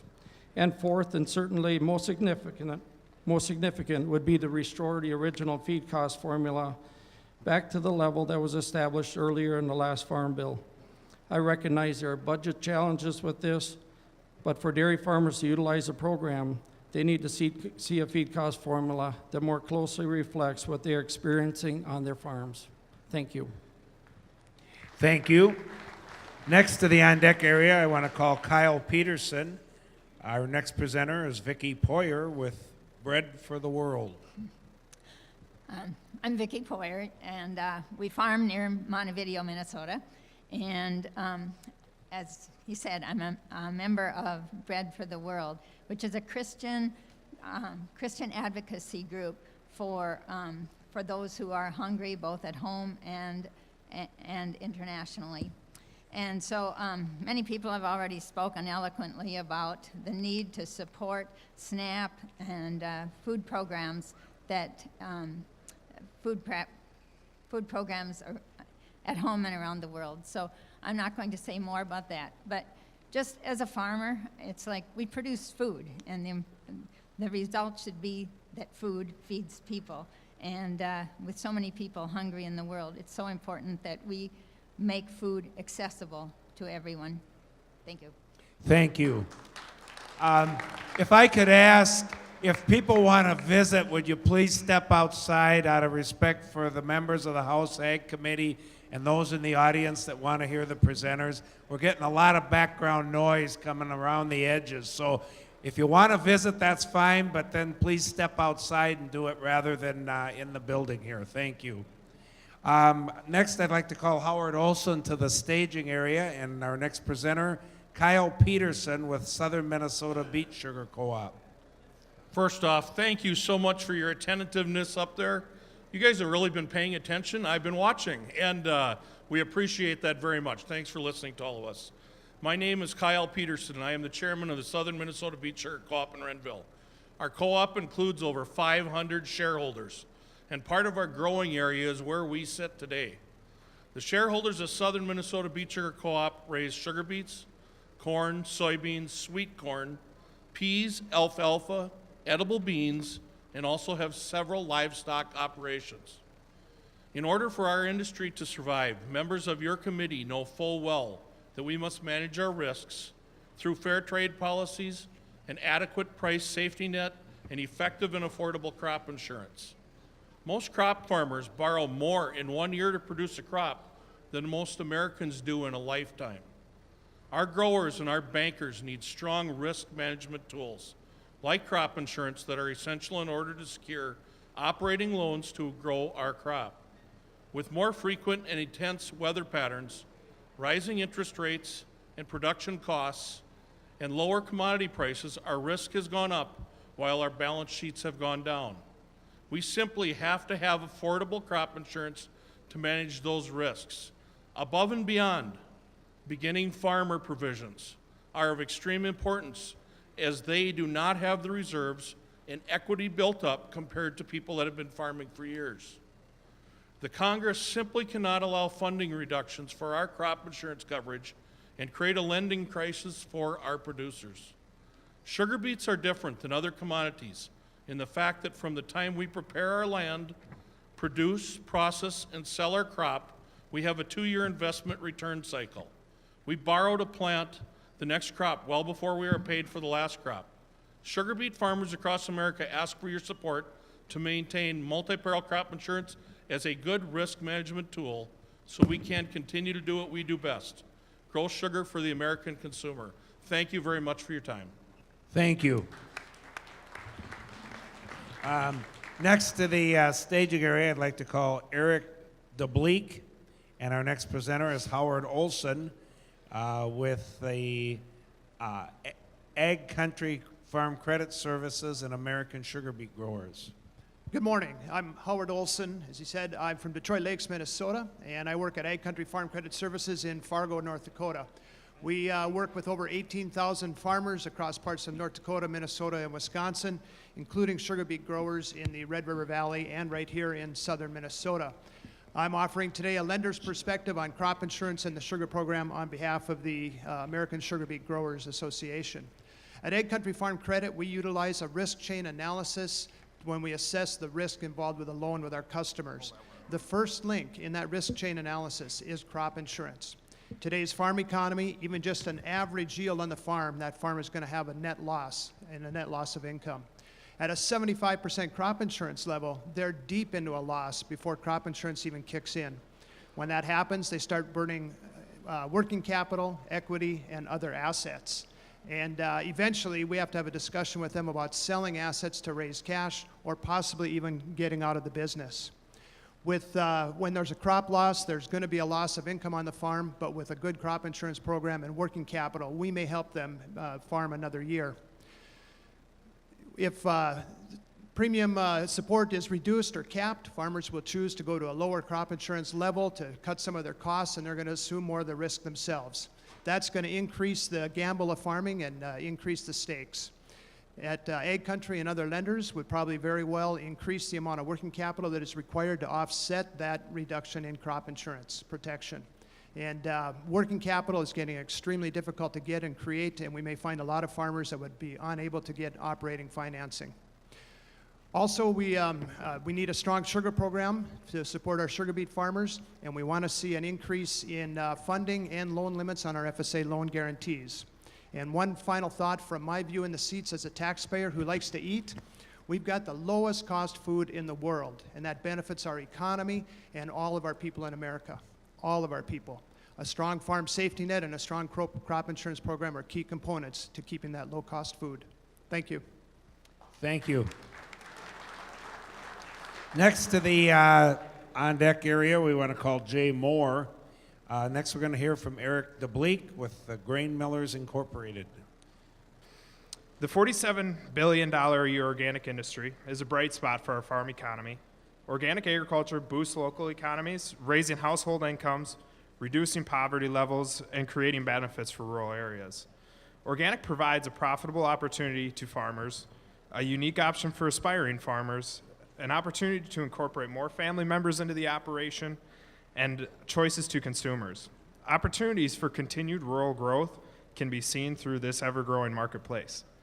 While Grain Millers has seen slow growth in the conventional business, we have seen consistent high rates of growth approaching and exceeding up to 10% in the organic sector. This growth has caused companies to direct sourcing efforts to other regions to meet growing demand, with Canada being the place where we source those grains. Our growth, it is our goal to continue to move those sourcing efforts back to Minnesota and the upper Midwest, but need a strong and successful sector to accomplish these efforts. The organic industry relies on well-funded support for organic through USDA's NOP. What we need for the 2018 Farm Bill are policies and protections that strengthen the integrity of the USDA Farm Bill, or the USDA Organic Seal, boosts investment in research, and supports the expansion of organic acres. Thank you. Next to the staging area, we want to call Robert Gervais, and our next presenter is Jay Moore, Minnesota Pork Producers Association. Good morning. Just want to reiterate the need for a robust foot and mouth disease vaccine program. Right now, we couldn't even handle a small outbreak with the vaccine that's available. And just so everyone knows, a small outbreak, talking about one county in Minnesota or Iowa, we have just a few limited strands of the antigen available, and then the time sequence. We'd have to ship that over to France or England to produce the vaccine, and then the turnaround. So we're really at a risk right now. I always hear it's not if, but when. And so if an outbreak did occur, it would be, first thing, our exports would be totally cut off, and then just the devastation of the entire ag sector. So for an example, just the beef and pork, it would negatively impact us $128 billion over a 10-year period. Corn growers, soybean growers, $44 billion, $25 billion respectively. Those four industries would mean $200 billion. So, this is a drop in a bucket. And so, as we know, we're all connected to agriculture. We need to protect it. And so just encourage, do what you can to get that. And so I know the National Pork Producer Council will be asking for $150 million in the Farm Bill on an annual basis to get us where we need to be. And so 30 million of that would go towards a national animal health laboratory network, and then also the $70 million earmarked for states, so the states can have the resources they need to respond quickly to a foreign disease outbreak. Thank you. Thank you. Next to the on-deck area, I'd like to call Craig Olson. Our next presenter is Robert Gervais with True Shrimp. Chairman Conway, members of the committee, I'm Robert Gervais. I'm the Director of Operations and Government Relations for the True Shrimp Company in Battleton, Minnesota. It is estimated that 10 billion people will be on the earth by the year 2050. They will need food. It's estimated by the source Worldometer that 12,000 people die every day of starvation, and 770 million people are undernourished around the globe at any time. Seafood is a much-needed protein source. The ocean fisheries, particularly shrimp, do not have the capacity for more harvesting. Aquaculture is a piece of the puzzle and should be supported by any ag bill and farm bill in the future. It is a protein on quality par with the pork, poultry, and beef industries. 3% of the U.S. trade deficit is seafood alone, of which 45% of that is the shrimp alone, largely from Southeast Asia. It is an industry plagued by disease. We at True Shrimp desire to continue to contribute to the world food supply through our sustainable aquaculture industry. We ask your support through the continued development of aquaculture in the United States and the mainstream source of protein. Thank you for your time and attention. Thank you. Next to the on-deck area, I'd like to call Susan Griebel. Our next presenter, Craig Olson with the North Dakota Soybean Growers. Good morning. I'm Craig Olson with the North Dakota Soybean Growers Association. I'm from southeast North Dakota, and I'm happy to be here and glad you guys are listening. Thank you for your time. A few things. Thanks for you guys' help with the drought in North Dakota. It's real serious in the western part of the state, and we continue with your guys' support. Thank you on that. Which also brings the importance of crop insurance, and a strong key component of this is helping our producers in the central to western part of the state through this tough time when it's dry. In North Dakota, we have to worry about trade. We are landlocked, and a lot of our products are shipped overseas. Trade is very important to our state, so keep that on the front burner. Conservation is a big issue too. We have a lot of wetland issues in North Dakota. With you guys' help, they have been fixed and things are getting better.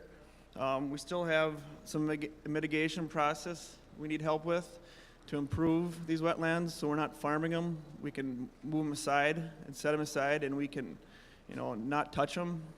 And with that, we can tile the ground, and we can improve our crop insurance by untiling ground.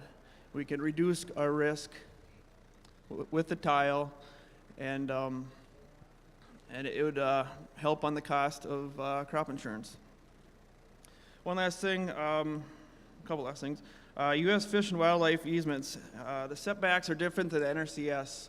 I would like to encourage you guys to look into that and make sure that these easements setbacks are the same as the NRCS rules, because it's really hard on these farmers. The setbacks are almost impossible to do any sort of farming around even.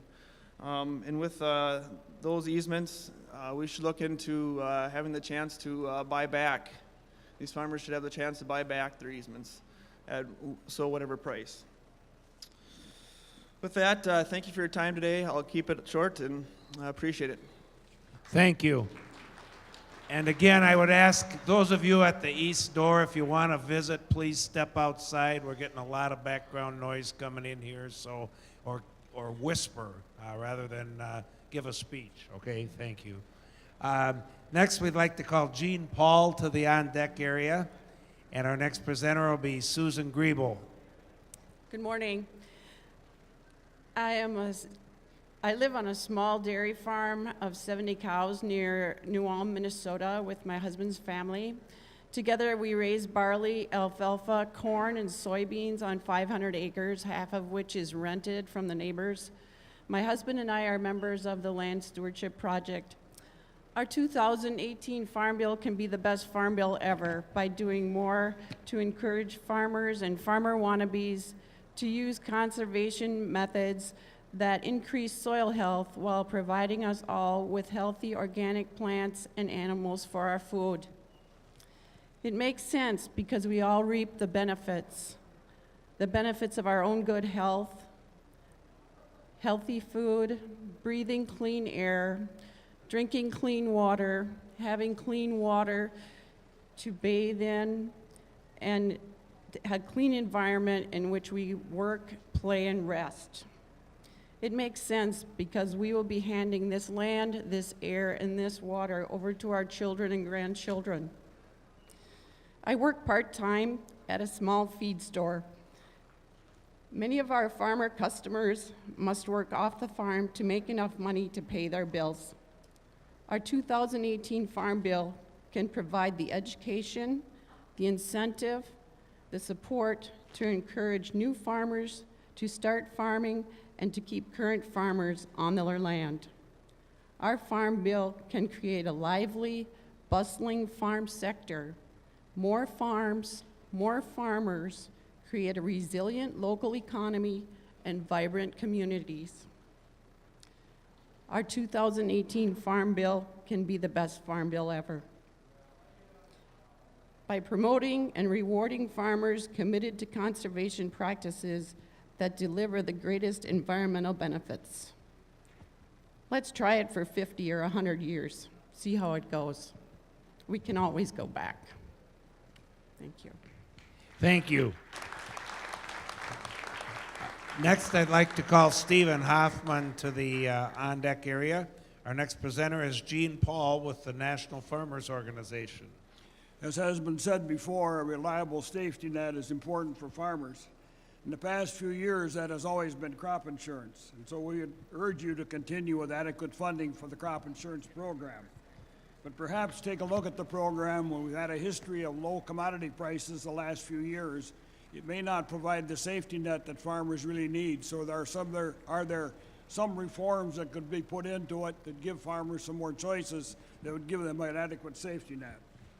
We'd like to encourage support for dairy farmers. We know that the MPP program needs to be fixed, but you also need to be aware that I believe that will be a hard sell to dairy farmers because they've had a bad experience with it in the past couple of years.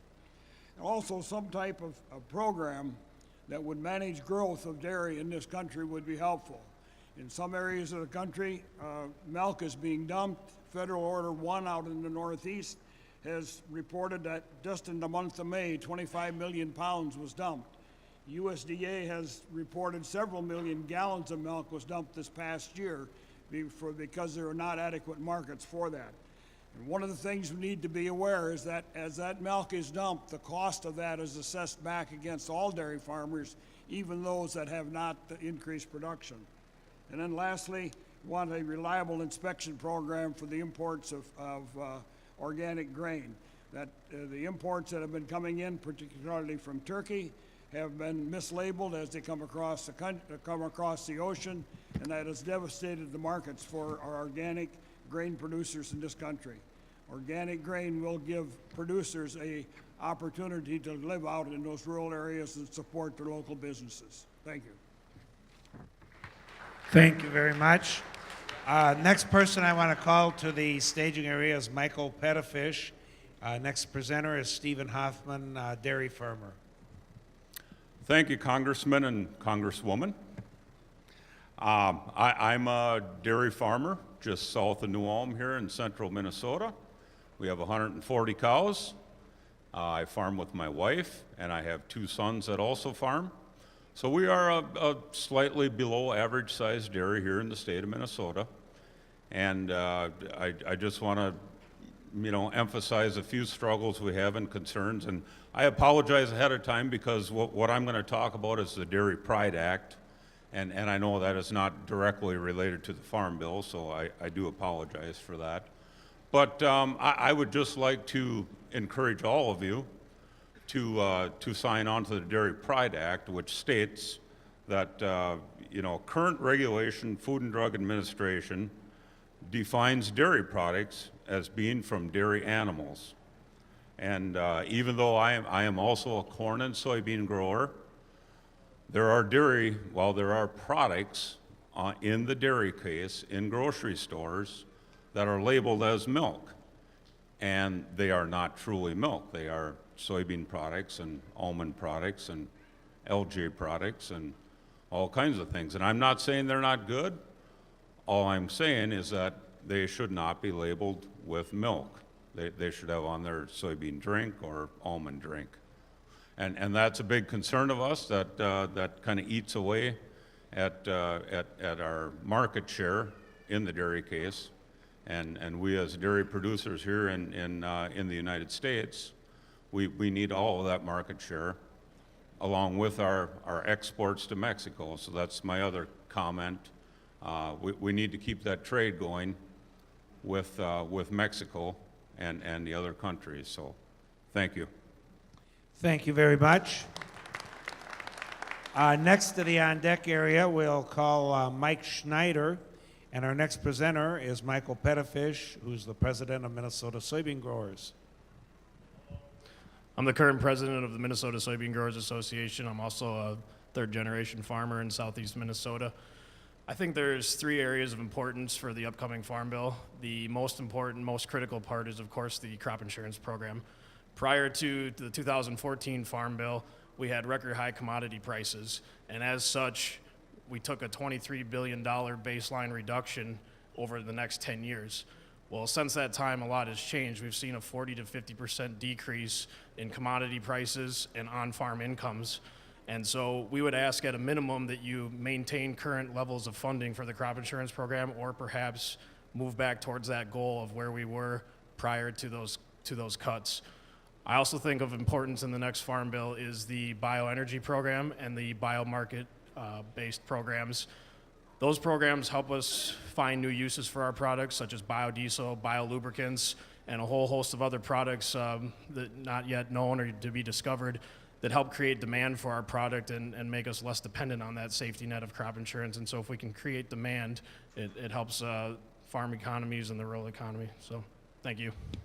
Thank you very much. Next to the on-deck area, I want to call Jeff Sherman. Our next presenter, Mike Schneider with Schneider Farms. Hello, I'm a second-generation organic dairy farmer from Sacred Heart, Minnesota, just to the northwest of here, about a half hour. We've heard a lot about organic agriculture today, and for the most part, it's really a bright spot in agriculture. So I'm really just asking you, if we have a bright spot, let's work together and keep it. We have organic crop insurance, that's working well for the most part. We just, the NOP works well for the most part. We have heard about some issues with it, but for the most part, organic agriculture is really a bright spot. And when organic operations are profitable, we spend money on Main Street just like conventional operations, and it's just a trickle effect. So if we have a bright spot in agriculture, let's work together to keep it. Thank you. Thank you very much. Next to the on-deck area, I want to call Jim Riddle, and our next presenter is a farmer, Jeff Schwarman. Hi. I'm fifth-generation family farmer from Nicollet County, Minnesota. I'm here to talk today about today's Farm Bill. When you do write it, I think there's far too much influence from large corporations and corporate farmings that are really masquerading as family farms.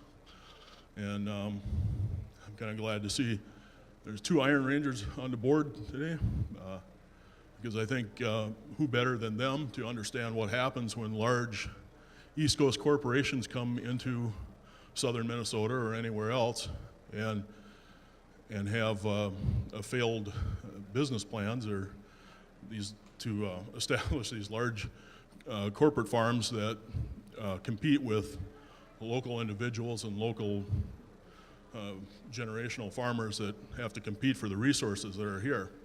I think you know all too well what happens when they come in and exploit the land and labor and resources, and then when it's no longer profitable, they just sort of up and leave and leave you with a lot of empty promises, I guess. So it's very hard today as a beginning farmer to compete with these large corporations and trying to build barns that are, you know, and to support the animal head units that they seem to require in their business models. So I hope that, you know, you'll think of the smaller farmers when you write this new bill. Thank you. Thank you. Next to the on deck area, we'll call Paul Sobosinski. Our next presenter is Jim Riddle, who's with the Organic Farmers Association. Thank you, Mr. Chair, members of the committee. My name is Jim Riddle. My wife and I raise perennial fruit, certified organic blue fruit farm near Winona. I serve as an advisor to the National Organic Coalition and steering committee chair of the Organic Farmers Association. I also chair the Minnesota Department of Ag's Organic Advisory Board. Data shows that the U.S. market for organic food has grown 80% over the last 6 years, but the amount of American organic cropland has only grown by 12% during that same time. This situation's led to a massive increase in questionable imports. As been mentioned, cargo ships of imported conventional corn and beans have been sold as organic in the U.S. This undercuts markets for bona fide American organic farmers. USDA must enforce our organic regulations. Currently, 70% of the organic soybeans and 40% of the organic corn are imported. If any crops can be grown organically in the U.S., it's corn and beans. But American farmers are reluctant to go through the 3-year transition process. The next farm bill must include a safety net to provide financial and technical support to farmers to switch some or all of their land to organic, comparable to the support they receive by staying conventional. A level playing field is needed so that transition to organic is a production choice, not an increased risk. A unique cost faced by organic farmers is the annual organic certification fee. The next farm bill must maintain the organic certification cost share, which began in Minnesota in 1998. Organic and transitional producers face all the same production challenges: extreme weather, changing markets, access to capital, and government red tape. On top of that, organic producers are required to take steps to protect their farms from contamination. Better mechanisms are needed to help organic farmers protect their land and give them the right to farm organically. Thank you for your time. Thank you. Next to the on deck area, we want to call Scott Taylor. Our next presenter is another farmer, Paul Sobosinski. My name is Paul Sobosinski. I'm a livestock farmer. I raise pigs for Nyman Ranch. I'm an independent producer, not a contract producer. I have this hat here. It says Our Farm Bill. And it says about a farm bill for the people and the land. And what we really need to think about is, as we think about the farm bill, if we want to have a farm bill for future generations, we have to make that connection with the rest of the community. The people in the towns, the people who work, the people, the consumer, and the people who care about soil and water. As I look at the issue of the farm bill, I think we have to look at the piece of how we help family farmers and beginning farmers. Help farmers to do right by the land by building soil health, growing diverse crops. A farm bill should lead to more people on the land, not less, more vibrant rural communities. This next farm bill should prioritize farmers. You know, farmers first over corporate agribusiness mergers that only lead to squeezing farmers more and more. Farmers in this room have been pressured with the mergers that have been allowed to go unstopped in terms of seed, chemicals, and we've also seen the whole push in the livestock concentration in terms of packers and processors. The second part I think we need to look at is how do we keep a farm bill for this future? Well, we have to have the farm bill doing a public good. And one of the connections, besides nutrition, is conservation. And one of the pieces that I think is really strong in a connecting piece is farmer has the tools, and that is the conservation security program. I think that's an important piece, and we ought to put the resources in there. And farmers need to be rewarded for diversity. The final piece is on crop insurance. We need some type of limit, some mechanism by which saying enough is enough. But we also need to look at more diversity. Crops like oats ought to be considered. Finally, the last piece I want to say is don't raise the loan limits on guaranteed operating loans. We need more dollars available to more farmers. We need more farmers. Thank you. Okay, next to the on-deck area will be Matthew Fitzgerald. Our next presenter is Scott Taylor with National Pheasant Conservation Plan. Thank you and good morning. The National Pheasant Conservation Plan represents a partnership among 23 state wildlife agencies and Pheasants Forever. We have member states from Washington and Oregon to Texas to Pennsylvania and points north. And our mission is to foster science-based policies and programs that promote pheasant conservation, pheasant hunting, and communities that they depend on. We polled our members earlier this year with regard to what the states felt was their most important items, their needs with regard to the Farm Bill in 2018. And number one with a bullet was increasing the CRP acreage cap. We've seen over the life of CRP that as CRP goes, so goes pheasants and to a large extent grassland wildlife across the northern half of the country. As the acreage cap has come down in the last 2 decades, we've seen pheasant hunting decline, pheasant populations decline, and the loss of an important tool in the toolbox for grassland wildlife conservation. Since 2000, we've lost about 40% of our pheasant hunters, from 1.25 million of them to less than 700,000. That's not a good trend. The spending that they generate, we've lost about 35% of that as well. And that spending supports not only state wildlife agencies, but rural communities as well. So we appreciate your consideration and thank you for your time. Thank you. Next, would like to call to the on-deck area Jake Hamlin. And our next presenter is Matthew Fitzgerald with Central Minnesota Young Farmers Coalition. Good morning. My name is Matthew Fitzgerald. I'm a 25-year-old beginning farmer. I raise organic grains with my family in Hutchinson, Minnesota. I kind of wish I was in the hot coffee business this morning because it's a little cold and you guys are staying with us, so I appreciate that.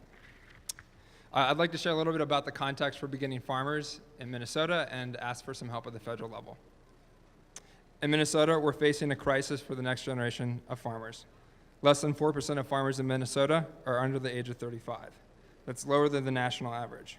We face many issues, but like our friends and fellow farmers across the country, the number one issue is access to land. That's not a unique issue in Minnesota, but we're working on local solutions.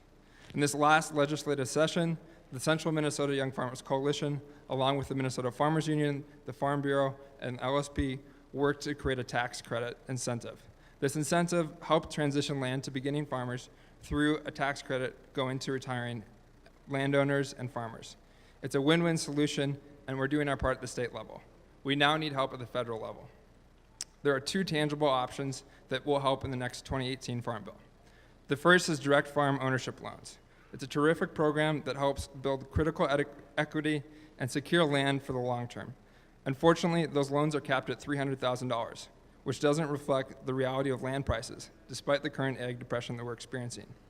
Our ask is to raise the cap to $500,000 or to create a regional index that reflects the actual market trends.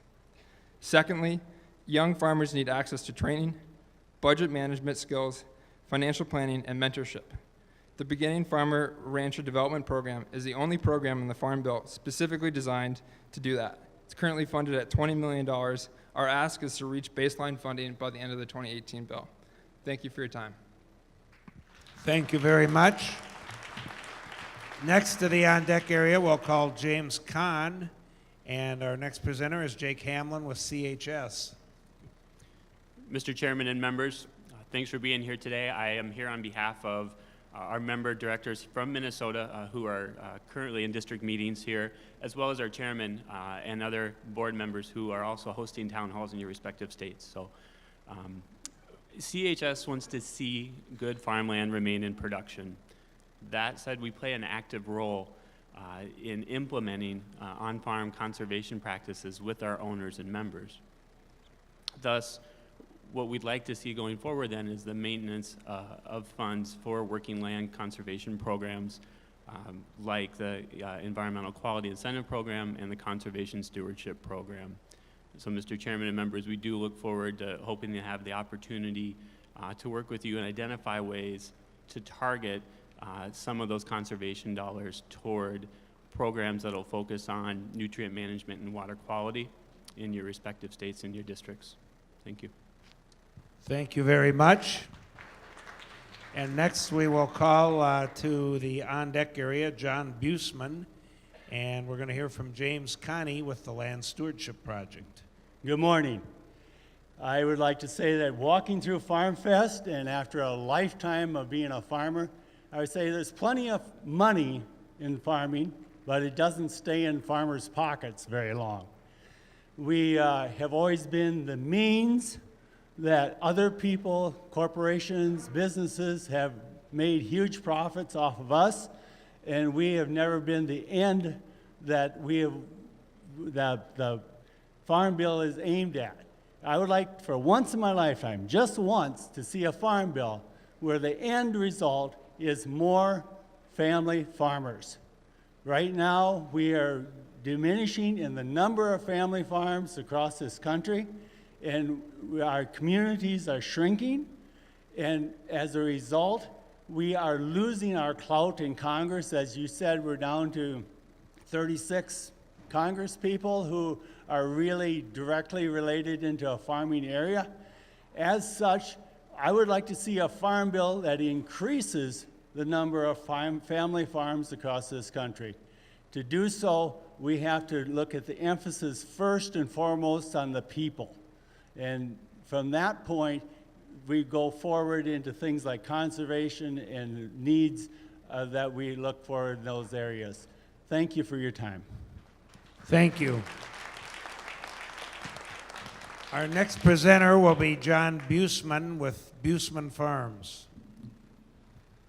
I'm John Busman from Chandler, Minnesota, and we are a farm family masquerading as a corporation. My sister-in-law and I and her kids, we're trying to manage a farm and having a great time doing it. But I'd like to take us away from this part of the world and go overseas. I've had the privilege of working in many parts of the world that are much less privileged than ourselves, and we have like 25 million people in dire need of food aid. And there have been proposals to zero out a lot of the programs that the U.S. government has sponsored in the past through the agriculture, through the Farm Bill and others, but we cannot do that. This is so cheap an investment to put money into our international food aid programs, and the investment pays off now in saved lives and in the future in relationships that we simply can't build in any other way. It's soft diplomacy, it's cheap diplomacy, and it works. Thank you. Thank you very much. And obviously, we had another stack here, and on behalf of Chairman Conway and the rest of the committee, we apologize we couldn't get to them all, but there's a show on here at noon, so we do have to wrap this up. But I do want to encourage those of you and any others that have input if you have some written comments, I think you can maybe leave them with staff. But they also have a website at House Ag Listens at mail.house.gov. That's House Ag Listens at mailhouse.gov, where anybody can submit comments, correct, Chairman Conway, about the next Farm Bill. And thank you to all of you for your comments. I'm going to turn it back to Chairman Conway to wrap this up. Is this working? Okay. I want to thank the chairman for coming out to the 7th District of Minnesota, and I want to thank the members. There's no international airport here close in Redwood Falls, and so it's not an easy thing to get out here. And I want to especially, Dwight Evans left. He drank too much coffee like I did. But I just want to thank him because I think he wins the award. He had his plane canceled, then he had his plane delayed. He got in at 2 o'clock in the morning last night, and he still got here this morning, and he doesn't have a single farmer in his district. And that's the kind of commitment we have from people on the Ag Committee. And it's people like Dwight Evans and other folks from the urban area that we have to rely on to help us pass this bill. We can't do it with just those of us in Ag. So thank the members, thank all of you for hanging in there, and thank the chairman, and we're looking forward to getting this done and making it happen. Well, thank you, Colin, and you're a great partner. I look forward to working with you. Thank each and every one of you for coming and allowing us to hear your passion, to hear your stories, to hear your ideas. We're going to fold all of those into the effort that we'll make in trying to get this new Farm Bill done. And talking leadership, we want to have our bill on the floor toward the end of this calendar year or early next year. Thank you, to get that done. I'm driven to get it done on time. Hadn't been done on time in 16 years. Colin and I are going to get this thing done before it expires in September. If you want the drama of extensions and expirations and permanent law threats, all that kind of stuff, I need you to go to a different theater, because we're going to try to avoid that altogether. We'll have very difficult decisions to make. You heard conflicting testimony today across a variety of issues. We're going to need the wisdom of Solomon to be able to parse all this through and get that Farm Bill done that makes the most sense. The decisions we make will not be any easier in October than they are in August and September. And so you got two CPAs, the only committee in Congress led by two CPAs. We're going to get this thing done and done on time if either one of us have anything to do with that. This September, we'll celebrate the 230th anniversary of our Constitution. 230 years of living in this way that we've lived. And when that document was finished, Benjamin Franklin was asked by a woman after he finished, "Good doctor, what are you giving us, a monarchy or a republic?" And he looked at her and said, "A republic, madam, if you can keep it." Think about that, if you can keep it. For 230 years, good Americans have kept this republic. Through hard times and good times, we've kept the republic. John Adams wrote that only a moral and religious people can self-govern. Self-governing people keep the republic.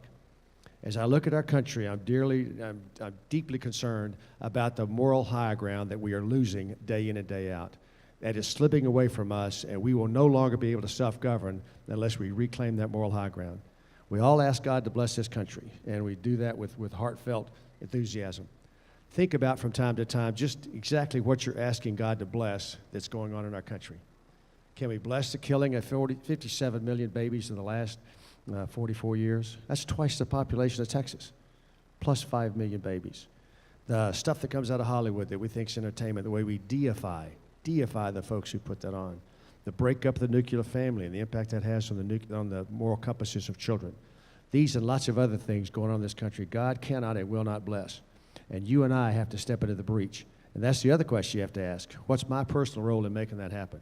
This isn't a collective. This isn't a legislative issue. This is an individual effort. Each one of us has a specific role, starting today, to reclaim that moral high ground so that we can extend this self-governance scheme another 230 years. You got to do that by living a code. I live the Judeo-Christian model. Jesus Christ is my personal Savior, and I try to live His tenets every single day. And Some days I'm better at it than others. But you have to live a code as well. You and your family, your neighborhood, your community, all of us have those concentric rings of influence where every day we have to stand up for the truths and the values that have sustained the Republic for 230 years. Each of us has a role. What are we asking God to bless, and what's my role in reclaiming that moral high ground? It's a republic, madam, if we can keep it. God bless each one of you. God bless Texas, and God bless the United States of America. Thank you all very much. Good to be with you.